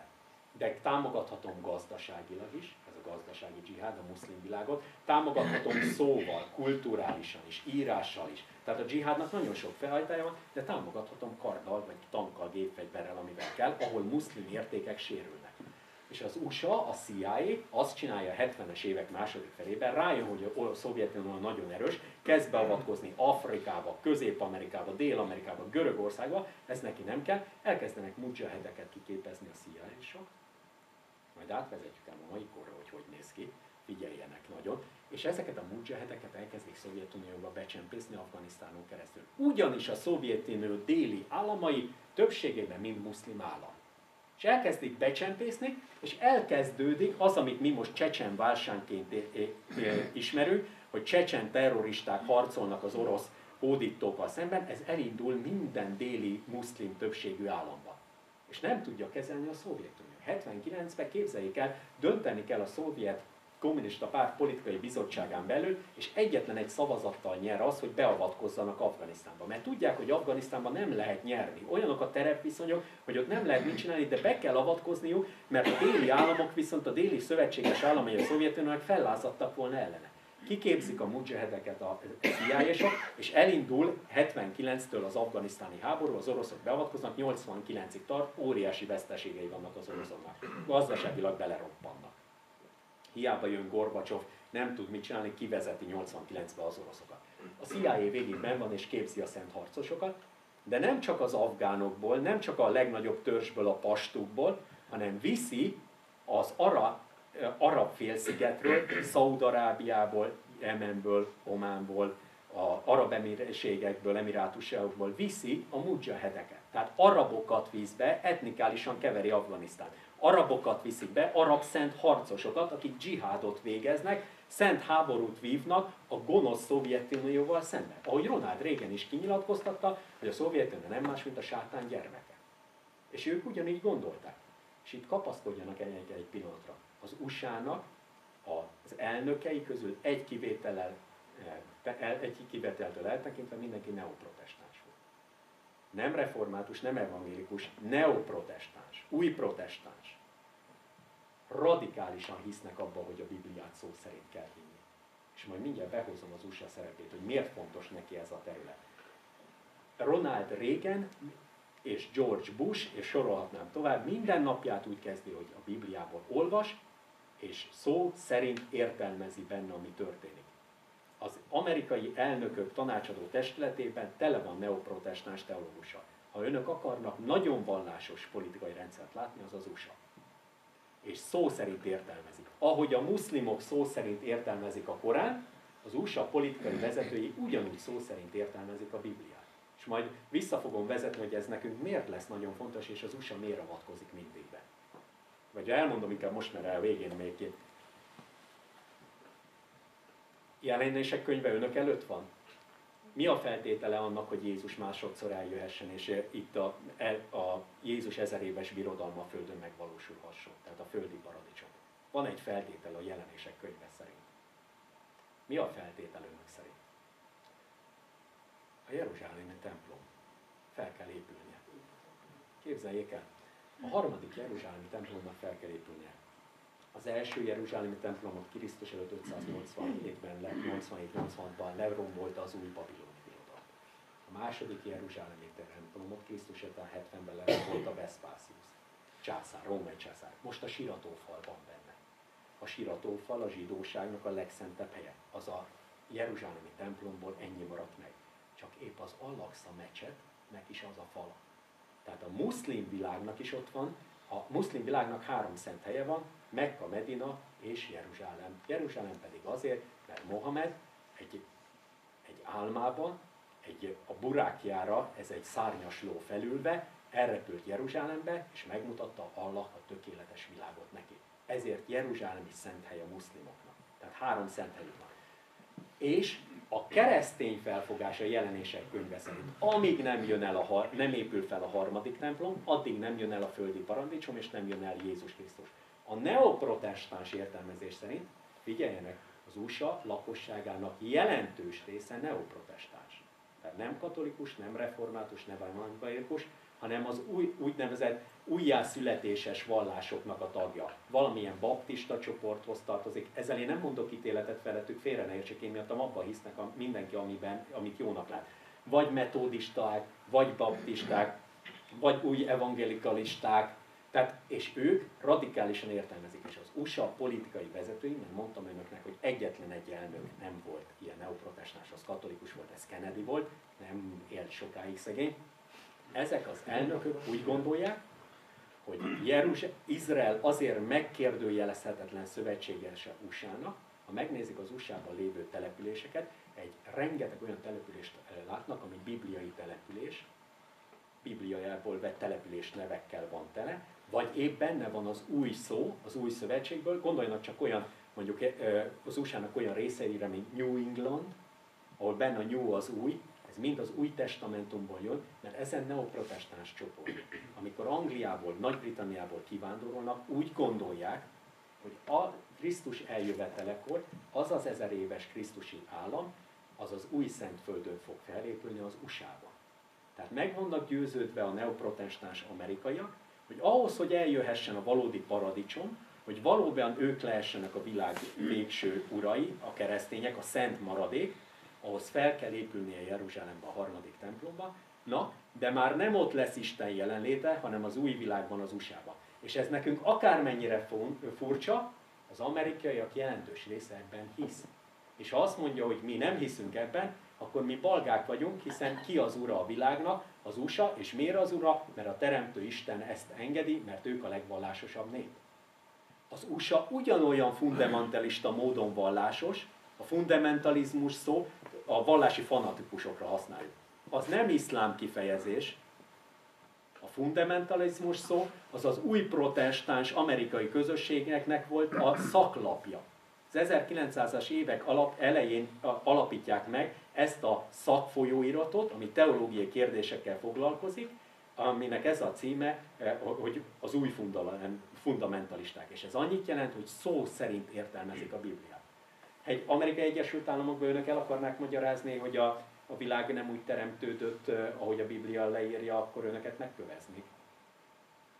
Hiába a tudománynak tudományt ők vezetik, ennek ellenére az USA úgy gondolja, hogy a világteremtése, az USA-ban élő emberek jelentős része úgy gondolja, hogy a világteremtése úgy történt, hogy a Bibliában benne van. Szó szerint.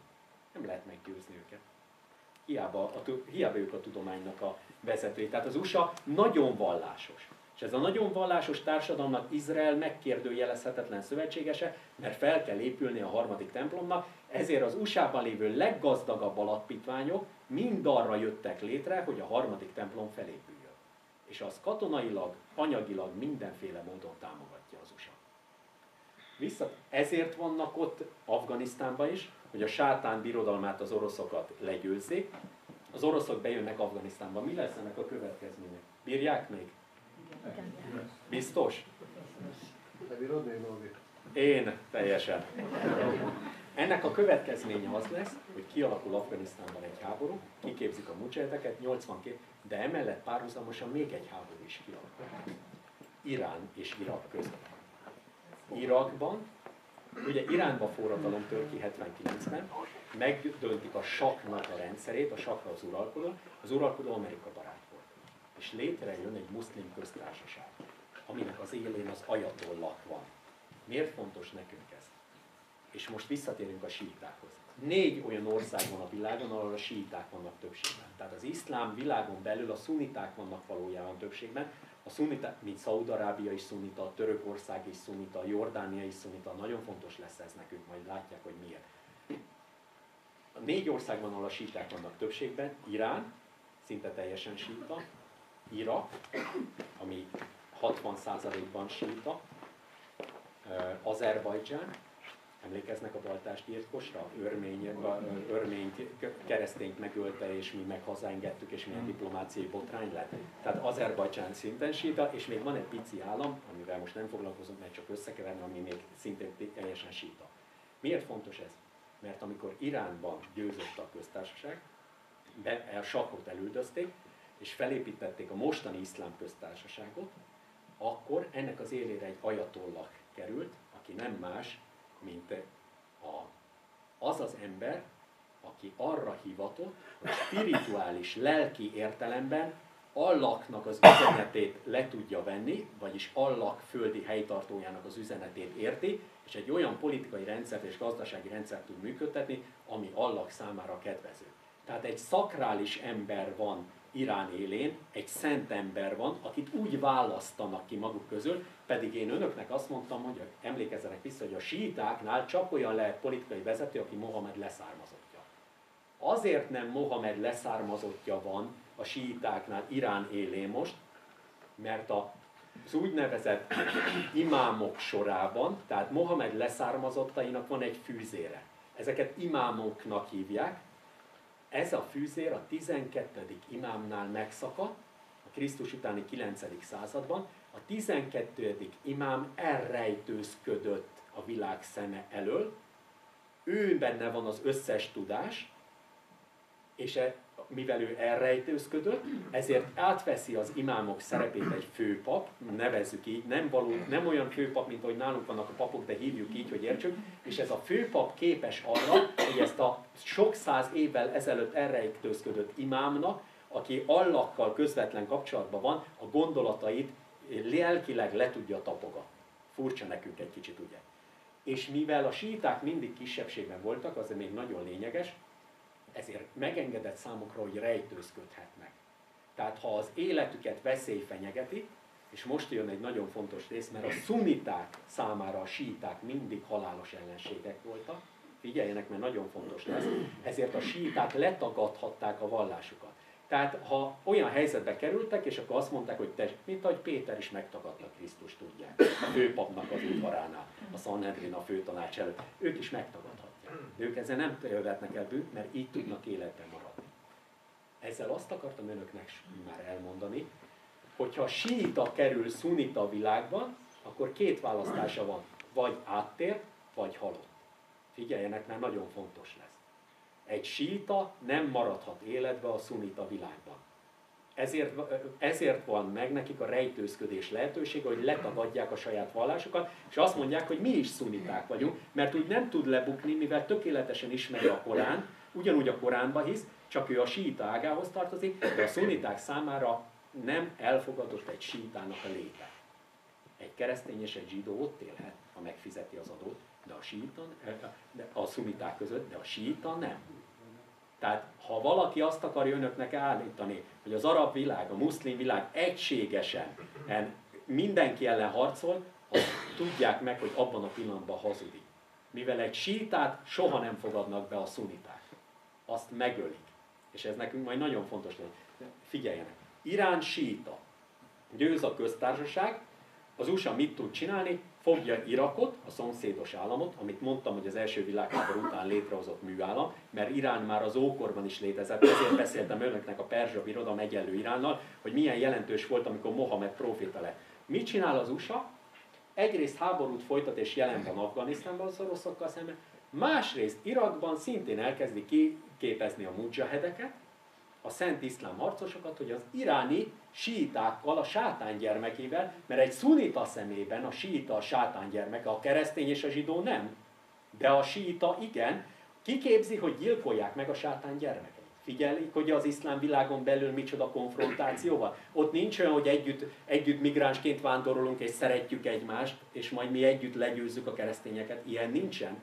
Előbb öl meg egy szunita egy síitát, mint egy keresztény. Nagyon fontos. És Irán és Irak között szintén 10 éves háború lesz, ugyanúgy miközben Afganisztánban is háború van, és az USA mindenhol jelen van, és képzi a mudzsahedeket.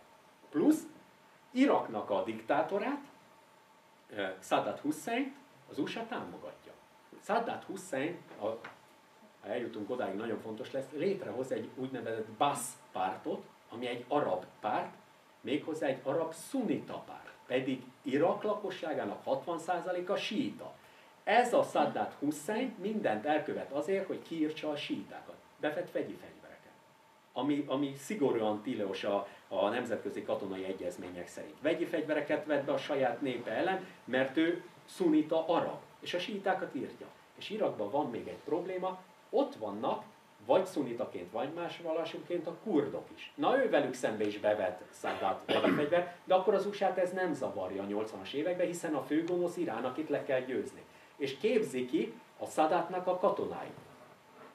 89-ben vége a háborúnak, mind a két helyen, az afganisztáni mudzsahedekkel valamit kezdeni kell, ott van egy rengeteg kiképzett, felfegyverzett ember, aki zsoldot kap és ebből él, és nem onnan származik, mert nem afgán, hanem arab. Vége az iráni-iraki háborúnak, az iraki hadsereg állik felfegyverezve, tökéletesen kiképezve az USA-val szemben. Mit csinál Irak? Úgy gondolja, hogy Kuwaitot megszállja. abban a pillanatban az USA számára Irak lesz az ellenség. Mert Kuvait még fontosabb kőolajbázissal rendelkezik, ezért az USA beavatkozik a 90-es években Irakba, de akkor még csak annyira avatkozik be, hogy meggyengíti Saddam Hussein, fellázítja az USA a síitákat, az iraki síitákat és a kurdokat fellázítja Saddam Hussein ellen, de amikor véglegesen meggyengíti és Saddam Husseinnek ki kell vonulni Kuwaitból, akkor magára hagyja őket, és óriási mészárlást készít velük Irakban. Ezért képzeljék el, Európába érkező első migráns hullám, ami óriási létszámú volt, az a 90-es években történt. És mi nem vettük észre, mert senki nem hívta fel a figyelmet rá, pedig túlnyomó részük szintén Közép-Európán keresztül ment át. Ha nincs propaganda, nem látjuk ám, mert nem Magyarországon akarnak maradni a migránsok. Magyarországon alig van migráns. Magyarországon alig akar migráns maradni. Magyarország nem létezik a muszlim világ számára. Magyarország nem célpont. Ezt akarom önöknek elmondani, ne féljenek. Ilyentől nem kell félni. A migránsoknak nem célország a Magyarország. A 90-es években Irakból menekül több száz, a polgárháborúban több százezer, kik menekülnek? Szaddát ellen a síiták, a kurdok, és most kapaszkodjanak meg az iraki keresztények. Hiszen képzeljék el, mondták, hogy túlnyomó rész katolikus a falu. És túlnyomó rész ugye őnek római katolikusok. De a katolikus egyház nem csak mi belőlünk áll római katolikusokból. Görög katolikusok, örmény katolikusok, és most jönnek káld katolikusok, ők az iraki katolikusok, akik ugyanúgy elfogadják a pápa fenségét, de saját szertartás rendjük van, más a miseöltözetük, más a miserendjük, máshogy házasodhatnak a papjai, de ők keresztények, méghozzá nagyon ősi keresztények. Ők is menekülnek a 90-es években. Rengeteg migráns van a 90-es években. Skandináviában mennek meg Németországba. Nem nálunk. Csak ezzel mi nem foglalkozunk, mert nem ide jönnek. Mi történik? 2000-es évek elejére érünk, Saddam Hussein újra olyan lépéseket tesz, hogy az USA úgy dönt, hogy beavatkozik. Az USA beavatkozik NATO felhatalmazásra, mi is megszavazzuk, mert tudják, 97-es népszavazáson úgy döntöttünk, hogy NATO tagállamok leszünk, mert nekünk mindig csatlakozni kell valami erőshöz, mert mi magunkba soha nem merünk hinni semmit. Megszavaztuk a NATO-t, és mi is részt veszünk az iraki háborúban. Ha hiszik, ha nem, jelenleg Afganisztánban is vannak magyar zsoldosok a mi adófizető pénzünkön. Én megmondom őszintén, nem értem, mit keresnek ott. Szíriában is vannak zsoldosaink, magyar katonák a mi adófizető pénzünkön, meg Irakban is. Na akkor nézzük, mi történik. 2003-ban Irakot az USA a NATO-val velünk együtt, tőlünk olyan 20-30 katona szokott kint lenni átlagban, tehát erősen jelen vagyunk a több százezeres. Ugye azt nem nagyon mondhatjuk, hogy mi békés céllal érkeznénk abba a világra, amikor több százezer katonánk van jelen. Ugye ha ide jönne valaki, tudják, az oroszok itt voltak egy pár évig több százezer katonával, barátnak nem tekintettük őket, ugye? Bármennyire születhetett szerelem is bármi, vagy kereskedhettünk velük, de azért barátoknak nem tekintettük az itt lévő oroszokat. Önök szerint mire tekintik Irakba a több százezer fehér keresztény katonát? Megszállónak. Tehát Irakban 2003-ban megjelenik az USA, és a következőt csinálja, Husseint elteszik, Szadatot pillanatok alatt elteszik láb alól, ugye kivégzik, és úgy dönt az USA, meg mi, a NATO, hogy a Baas pártnak, a Baas párt egy állampárt volt, egy összes arab pártja, lefordítva magyar ennyit. Olyan, mint nálunk volt a Kádári rendszernél az MSZNP. Az MSZNP-nek tudják, volt 800-900 ezer tagja.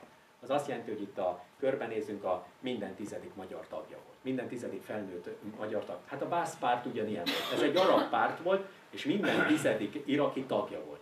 És úgy döntötte, és aki nem volt tagja a Baas pártnak, az nem lehetett magasrangú katonatiszt, nem lehetett egyetemi oktató, nem lehetett agrárcégek élén, a kőolajvállalatok élén, sehol. Tehát mindenki ebbe a tárba tartozott. És úgy dönt el az USA, hogy aki a Baas párt tagja volt, azoktól megvonják a nyugdíjat és a fizetést. Ezzel lefejezték az iraki elitet.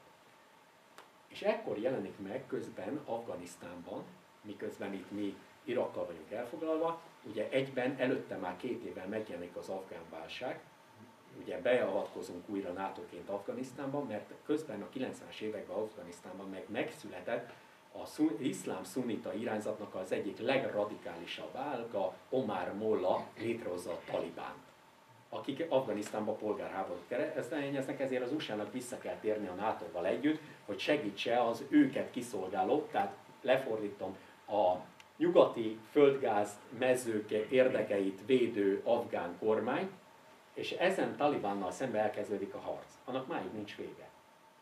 Elindul a 2000-es évek elején, harcolnak ott a mujahedek az amerikaiakkal, meg az afgánok. Meg mellük, mert kint vannak a magyar, halt meg magyar katona Afganisztánban, ugye magyar zsoldos. Az önök adófizető pénzért. A Afganisztánban háború van 2000-es évek óta, szakadatlanul háború van. Nincs semmiféle lehetőség. Olyan nincsen, hogy Afganisztánon belül valaki mondjuk felépítsen egy olyan életet, hogy békés élet legyen. Ott képzeljék el, hogy minden napjukat úgy kell élni, hogy polgárháború van. Minden napjukban benne van az, hogy valaki, valamelyik ellenség, vagy az egyik oldal, mert az átlagember nem akar háborúzni, tudják, önök se akarnának háborúzni. És az átlagember elszenvedi azt, hogy vagy az amerikai, vagy NATO szövetséges erők, vagy a Talibán valaki le fog csapni rá. De mivel az átlagember nem akar háborúzni, ezért ő mind a kettőnél rosszul jár. Mert mind a kettő beszedi adóba az állatait, mind a kettő beszedi adóba a pénzét, és háborús helyzetben ugye nem lehet rendes gazdasági produktumot védni, nem lehet rendes oktatási rendszert vinni, nem lehet egészségügyi ellátórendszert felépíteni. Afganisztánban évtizedek óta háború van, onnan menekülni fognak az emberek. Tehát jelzem önöknek, a migránsválság Afganisztánból nem fog leállni, mert évtizedek óta háború van, és megoldhatatlan a konfliktus egyelőre. Irakban 2003 óta háború van újra. Most sincs vége. Miért nincs vége Irakban a háborúnak? És majd utána jövünk ám az iszlám államhoz, csak már itt fogunk éjszakázni. Miért nincs vége a háború? Azért nincs vége a háborúnak Irakban, mert amikor a Saddam Husseint legyőzték, egyben a szunitákat is, akik egyébként kisebbségben vannak Irakon belül, akkor a síiták, akik 61%-ban vannak, és a kurdokat tették meg az országnak a vezetőinek, akik körülbelül a 20%-át adják Iraknak. Ugye a kurdokról annyit kell tudni, hogy önök bemennek egy kurd helyre, önöket szeretni fogják, mert ők ugyanazt vallják, mint a törökök, bár ők gyűlölik a törökökkel egymást, de ők szintén a magyarokat tartják az első unokatestvérüknek. Ugyanis ha önök kurd területre mennek, vagy török területen, nagyon jól fognak járni, csak akkor járnak rosszul, ha választani kellene a kettő között, mert ők gyűlölik egymást, viszont mind a ketten minket tartanak unokatestvérnek. Kurdok összesen vannak a világon, a Törökország keleti része, Irak északi része, Irán északi része, körülbelül vannak olyan 40-50 millióan. Nincs országuk, de akarnak. És Irakban olyan rendszert hoz létre az USA, hogy ugye mivel a szunitákra épült az a rendszer, mivel Saddam szunita volt, azzal kb. 20%-át adta Iraknak, ezért a 60%-os síitákra építette az új rendszert, plusz a 20%-os kurdokra építette az új rendszert. És a szunitákat, az addig elnyomókat elnyomták. Csak egy valami baja van az USA-nak, amire nem számított.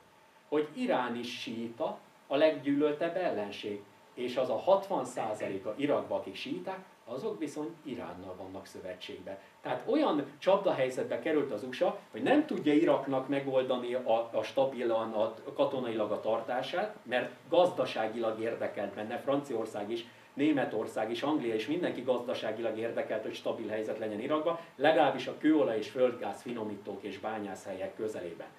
Nem tud mit csinálni, mert a síitákat segítette hatalomra meg a kurdokat, figyeljenek nagyon, mert jó bonyolult lesz. Viszont az iraki síiták fő szövetségesei az iráni síiták, akiket viszont gyűlöl az USA. Tehát nincs megoldás, nem lesz vége a háborúnak, mert bármilyen megoldás rossz lenne a nyugatnak. Amíg viszont háború van Irakban, onnan is jönni fognak a migránsok. De a NATO ott háborúzunk. Mi ott háborúzunk. Úgy háborúzunk, ami nekünk nem érdekünk. Nekünk magyaroknak biztos, hogy nem érdeke az, hogy a Shell, meg a British Petrol, meg az összes többi nyugodtan leszedje a koncesziós jogait. Mert abból itt nem lesz egészségügyi ellátórendszer, abból itt nem lesz orvos, meg semmi. És akkor még nincs vége, mert az iraki kurdok szeretnének egy önálló államot. Ezt viszont az iraki síiták, meg a szunniták se akarják. És ekkor 2005-6 körül egészségügyre megjelenik egy új csoport, egy új terrorszervezet, az Al-Qaida. Az Al-Qaida természetesen mások között nem talál követőket, mint az iraki szunniták között, hiszen őket fejezték le, mert addig ők voltak hatalmon. Ezért az iraki szuniták között megerősítik az Al-Qaida, és újraindítja a harcokat, és az USA meg a NATO nem tudja legyőzni. Mert törzsi szövetségi rendszerben működnek, és nem árulják el egymást. Ehhez az kell, hogy bevonják újra a síitákat és a kurdokat, tökéletesen kiképezzék és felfegyverezzék, és legyőzzék az Al-Qaidát, akiket a szunita irakiak támogatnak, de ezeket a szunita irakiakat nem más képezte ki, mint az USA az Irán elleni háborúra. És amikor az Al-Qaida meggyengül, és figyeljenek, és jön az iszlám állam majd annak köszönheti a katonai sikereit, hogy az USA által kiválóan kiképzett iraki vezetőnek, Saddam Husseinnek a tábornokait, és vezérezredeseit, és magasrangú katonatisztjeit mind maga mellé állítja. Ugyanis az összes volt repülőtiszt például, azt mindenkit elbocsátottak. Azok most mind átálltak, az ő jól kiképzett katonai tudásukkal mind átálltak majd a mindjárt megszületendő iszlám államhoz. De az iszlám állam megszületéséhez az kellett, hogy Szíriában is kitörjön a konfliktus. Mi a baj Szíriával? És megnyugtatom önöket, onnan sem fog leállni a migráns hullám, de nyugodjanak meg, mert nem Magyarország a célpont. Magyarország nem érdekli a migránsokat. Kérem, értsék meg. Akárki akármit mond, nem érdekli. Mielőtt, nagyon fontos, egyetlen egy párthoz nem tartozom, és senkinek nem kampányolok. Ne értsék félre. Én azt mondom el, ami a tudásom. Magyarország nem számít a migránsok számára. Nem itt akarnak élni. Nem érdekli őket Magyarország. Majd foglalkozunk egy kicsit, hogy az olasz miniszterelnöknek miért kell nagyon szurkolnunk, hogy most Renzinek, hogy nagyon jól teljesítsen az Unióba, mert mi viszont nagyon rosszul fogunk járni. Majd a végén ezzel befejezzük. Szíriai háború, mi a gond? Szíria egy sok nemzetiségű, sok vallású ország. Jó bonyolult lesz. A szíreknek egyetlen egy bűnük volt, ugye Szíria milyen kis apró várocskák vannak ott. Damaszkusz, Antiókia. Ízlelgetik? Az első Péter és Pál által alapított egyháza. A legősibb keresztény egyházakról beszélünk. Tehát amikor azt mondja valaki, hogy megvédjük a keresztény Európát a migránsoktól, akkor kapaszkodjanak, mert a migránsok közül több százezren keresztények. Méghozzá régebb óta, évezredekkel régebb óta keresztények, mint például mi magyarok, vagy akár a németek. Tehát Szíria hogy épül fel? Szíriának körülbelül 60%-a valamilyen muszlim csoporthoz tartozik, és 40%-a meg különböző szektákhoz, azokon belül 20% keresztény. Tehát a Szíria nem nagyjából 22 millióan éltek Szíriában a háború kitörésekor, 2011-ben, kétszer annyi, mint mi. Azoknak a 22 milliónak a 20%-a keresztény. Kétfajta keresztény van, az egyik fele szírkatolikus, ugye látják, még egy katolikus. Tehát a mi testvéreink. Szírkatolikusok, a másik meg pravoszlávok. Tehát akik mint a románok, oroszok, szerbek, stb. Ezek a legősibb egyházak, alapított egyházak. Ezen keresztények szövetségesei annak az Assadnak, aki Szíria vezetője, és akinek nekünk a legnagyobb ellenfelünk a NATO-nak. Ugyanis 2011-ben a NATO úgy döntött, hogy USA segítségével le kell győzni Assadot, mert ő egy diktátor. Senkit nem érdekelt évtizedekig keresztül. Közel-keleten nekünk a legnagyobb, 2011-ig a legnagyobb export-import mérlegünk Szíriával volt. Tehát Magyarországnak a közel-keleten a legfontosabb kereskedelmi partner az Szíria volt. Szíriában az oktatási rendszer, a felsőoktatási rendszer az egyetemen, és olyan magas szintű, amiről mi csak Magyarországon álmodhatunk, vagyis most már csak volt. De 2011-ig több egyetemük volt, lakosság számra is lebontva, és a nemzetközi ranglistán előbbre állnak az egyetemeink, mint mi. Amikor Szíriáról beszélünk, akkor úgy gondolkozzanak arról, hogy egy nagyon jó oktatási rendszerrel ellátott Szíriáról beszélünk. Ezért mondja azt Angela Merkel, hogy neki kellenek a szír migránsok. Mert a szír migránsok nagyon jól iskolázottak. Ne az észak-afrikai migránsokra gondoljanak. Angela Merkel nem azt mondta, hogy ugyanis jelenleg Németország úgy néz ki, hogy 2 millió munkavállaló hiányzik a német gazdasági rendszerből. Nem szülnek a németek, tudják, mint ahogy mi sem, csak így hozzáteszem. A nyugdíj ellátó rendszere összeomlik Németországnak. Be kell vezetni 2 millió új munkást. német ipar így teljesít. Most szerencséjük van, mert idézőjelben teszem, a Volkswagen botránnyal most egy kicsit majd csillapodik ez az éjség, de 2 millió új munkaerő kell neki. Ők nagyon jól tudják, hogy ők a szíreket akarják. Nem afrikaiakat akarnak, nem máshonnan jövők, ők a szíreket akarják. Mert a szírek jól képzettek, iskolázottak. Hogy néz ki Szíriakról? Assad van hatalmon, Assad alavita vallású. Ez a síitáknak az egyik szektája.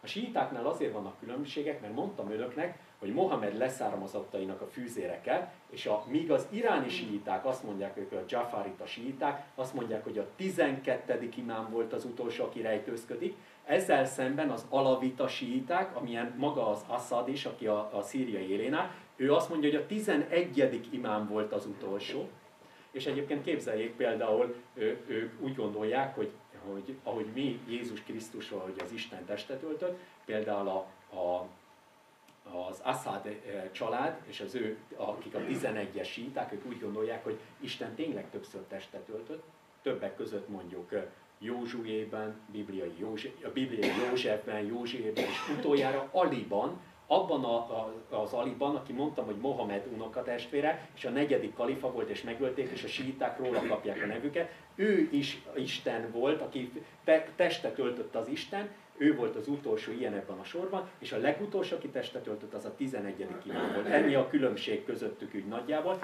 Tehát ők alavita vallásúak, ez egy síita szekta.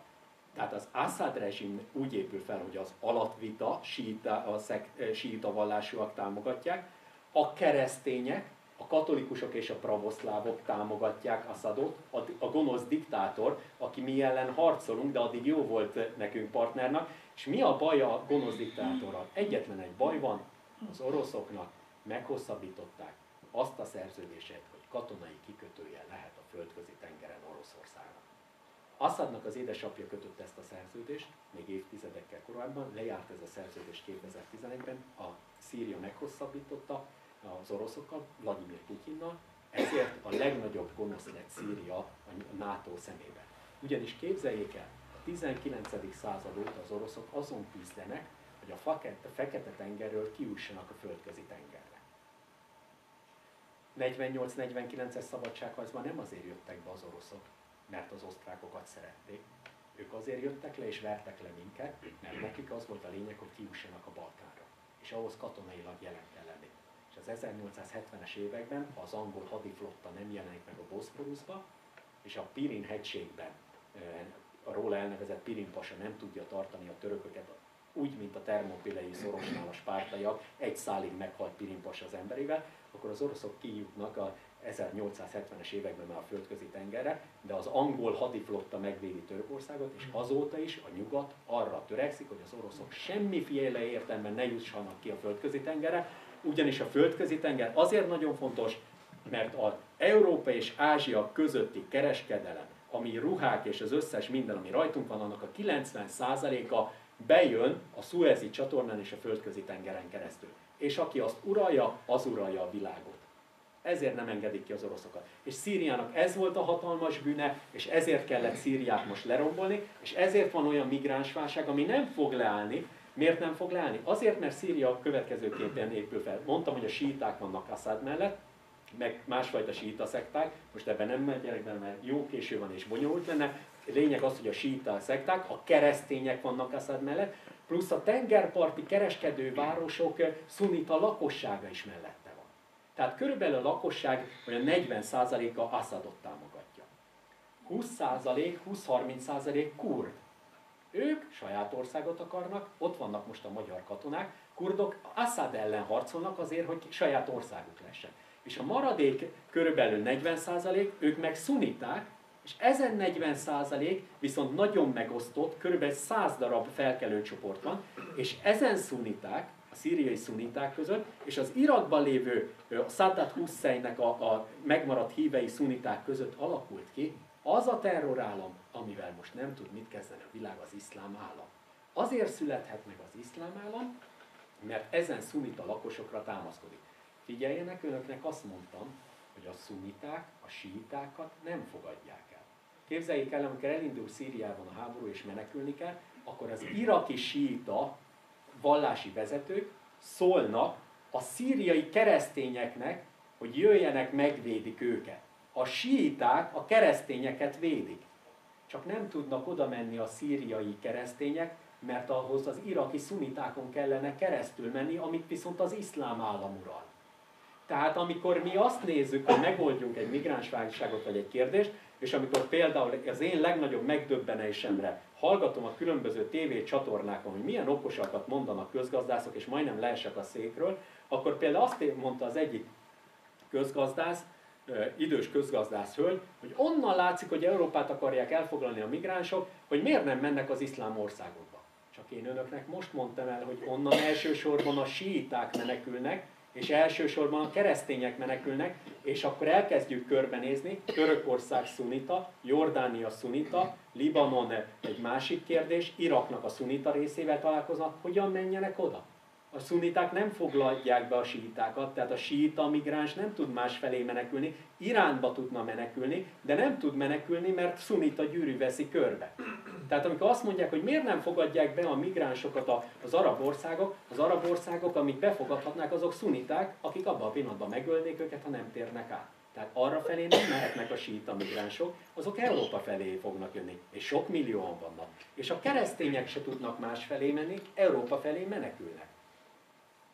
Tehát, és miért nincs megoldás? Azért nincs megoldás, mert például a török hadsereg, aki a NATO-nak az egyik legnagyobb létszámú hadserege, csak így tudják, egy jelentős katonai erő, persze amerikai kiképzéssel, a törökök, amikor megindulnak az iszlám államot bombázni, a szunita iszlám államot, a szunita Törökország, akkor véletlenül az iszlám állam helyett a szíriai kurdokat bombázzák, ahol a magyar katonák vannak itt. Mert nekik nem az iszlám állam a fő ellenség, hanem a kurdok, hiszen Törökországban él körülbelül 20-30 millió kurd, a 80 milliós Törökországban, akikkel évtizedek óta polgárháború van, mert a kurdok független államot akarnak. Ezért a törökök drukkolnak az iszlám államnak, a NATO harcol az iszlám állam ellen, a törökök tagjai a NATO-nak, mennek bombázni NATO felhatalmazással, és bombázzák a szövetséges kurdokat, ahol kint vannak a magyar zsoldosai. A kurdok közben harcolnak az Assad rezsimmel, a keresztények ellen, az Assad rezsimet bombázzák az európai keresztény államok, meg az USA, mint keresztény állam, az iszlám állam meg örül, és szépen el van, vagy el volt egészen eddig, de azért nincs megoldás, mert az iszlám állam szinte mindenkinek jó volt eddig, hogy jelen van. És akkor nem akarom önöknek ilyen késő este Izrael szerepét még belekeverni, mert a... Tessék? Az olasz miniszterelnök nekünk miért fontos így zárórész? A Renzi most azon lobbizik az Európai Unióban, hogy a Dublin 2 egyezményt függesszék fel. A Dublin 2 egyezmény azért fontos, mert amíg mi nem csináltunk semmit a határon, nem építettünk kerítésre, és csak áthúztak a migránsok rajtunk, addig nem lett volna gond.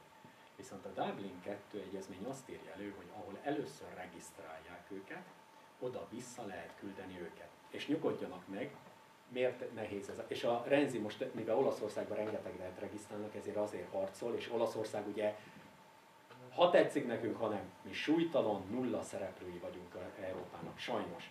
Minket nem tekintenek partnernek, de az olaszok nagyok, 60 milliósak, ő rájuk már figyelnek. És Renzi azért harcol, hogy ezt a Dublini egyezményt felfüggesszék, mert az olaszoknál rengetegen regisztrálnak. Ugyanis mi történik? Vagy miért van probléma ezzel? Azért van probléma, mert ugye a németek is kijelentették, hogy ők befogadják a migránsokat, kell is nekik, de csak a szírek. Viszont rengeteg migráns érkezik Irakból és Afganisztánból, hiszen mondtam önöknek, hogy ott is háború van. Nemzetközi egyezmények szerint viszont, mivel háború van Irakban és Afganisztánban, a nemzetközi jog szerint jogosultak menedékstátuszt kérni. Tehát jogosultak belépni. Görögország, mint ahogy mondtam önöknek, ők mindig ilyen külön utasok, roppant okos, nem regisztrál. Nem regisztrálja a belépőket. Senki nem tudja őket rávenni, hogy regisztrálja. Akármit morog az Európai Unió, mert miért nem? Mert aláírták ők is a Dublini egyezményt. Tudják, hogy írtuk alá mi ezt? Aki egy Európai Uniós egyezményt, amelyik állam először aláír, az mindig kap az Uniótól ilyen jutalomként sok milliárd eurós pályázati pénzeket. Tudják, mi történt 2009-ben? 2009-ben írtak alá azt a Lisszaboni szerződést, ami most az egész Európai Uniónak a jogi konstrukciója. A Dublini szerződés ezen Lisszaboni szerződés egy része. Mit csinál Magyarország? 2009-ben a Lisszaboni szerződést, képzeljék el, mi írtuk alá legelőször. 2009-ben a magyar parlament, ami akkor 386 fős volt, egyetlen egy tiltakozó szavazás nélkül páran kimentek vécére, hogy ne kelljen szavazniuk, mert erkölcsileg nem tudtak mit kezdeni a helyzettel. Mi úgy szavaztuk meg, hogy reggel fél 9-kor kiosztották az angol, a francia és a német nyelvű 450 oldalas jogi szerződést, és fél 12-kor a magyar parlament megszavazta. Bent az összes magyar párttal. Az összesen. És az a Lisszaboni szerződés olyan rossz volt, hogy például a csehek egy csomó részére kihasználták, hogy jogon kívüli állapotot kapjanak. A dánok is. Mert azt mondták, nem hajlandók aláírni. De még a franciák is kiharcoltak belőle részeket. Mi megelőztük a görögöket nagyon korruptak ilyen értelemben, mindig először írják alá, hogy ők kapják a legnagyobb támogatást. Mi még a görögöket is be tudtuk előzni, és úgy írtuk alá. Tehát amikor mi most verjük magunkat, hogy Magyarország ellen fog állni ennek a jogi konstrukciónak, mi írtuk alá legelőször. És mindenki, MSZP, Fidesztől kezdve mindenki aláírta. 8-10 ember tartózkodott, vagy épp kiment pisilni. Miről beszélünk? Aláírtunk egy olyan szerződést, amiről világosan látszott, hogy számos csapdahelyzet van benne. De mi nem harcoltunk érte, mert nekünk az a több milliárd euró plusz jutalom kellett érte, hogy mi írjuk alá leggyorsabban. Most meg úgy akarunk harcolni, hogy nem lehet. Tehát nem, egy érvényben levő jogi nyilatkozattal szemben, amit mi írtunk el legelőször, az nem tudunk mit kezdeni. Ez a jogi nyilatkozat viszont arról szól, hogy ahol regisztrálják a belépőket az Európai Unió területére, oda fogják visszaküldeni. Jelenleg 300 000 olyan ember van regisztrálva Magyarországon, akit valószínűleg a németek ki fognak rúgni, mert nem szírek. Tehát ha most a Renzi nem éri el azt, hogy eltöröljék, felfüggesszék a Dublin 2-t, akkor mi annyit értünk el a kerítésépítéssel, hogy elköltöttünk rá egy csomó pénzt az egészségügyi ellátórendszer helyett, hagytuk volna elmenni Magyarországról a migránsokat, mert senki nem akart itt maradni, most megkaphatunk 300 000-et, és akkor szépen elkezdhetjük őket kiutasítani, ha ki tudjuk, mert nemzetközi jogi fórumokhoz fognak fordulni, Strasbourghoz és egyéb helyekhez, és évekig tartanak a perek. Tehát most imádkozzunk az olasz miniszterelnöknek, hogy jól szerepeljen, mert Olaszországnak is ez az érdeke, mert mi nagyon rosszul járunk, hogy regisztráltunk. És akkor lehetünk mi Európa megmentői, de ahelyett, hogy átengedtük volna őket, most nagyon nagy bajba kerülünk, pedig nem ide akartak jönni. Rengeteg mindent kellene mondanom önöknek, remélem nem hangoltam le különösebben. Örültem, hogy meghallgattak, ha van kérdésük, megpróbálok válaszolni, ha tudok, viszontlátásra.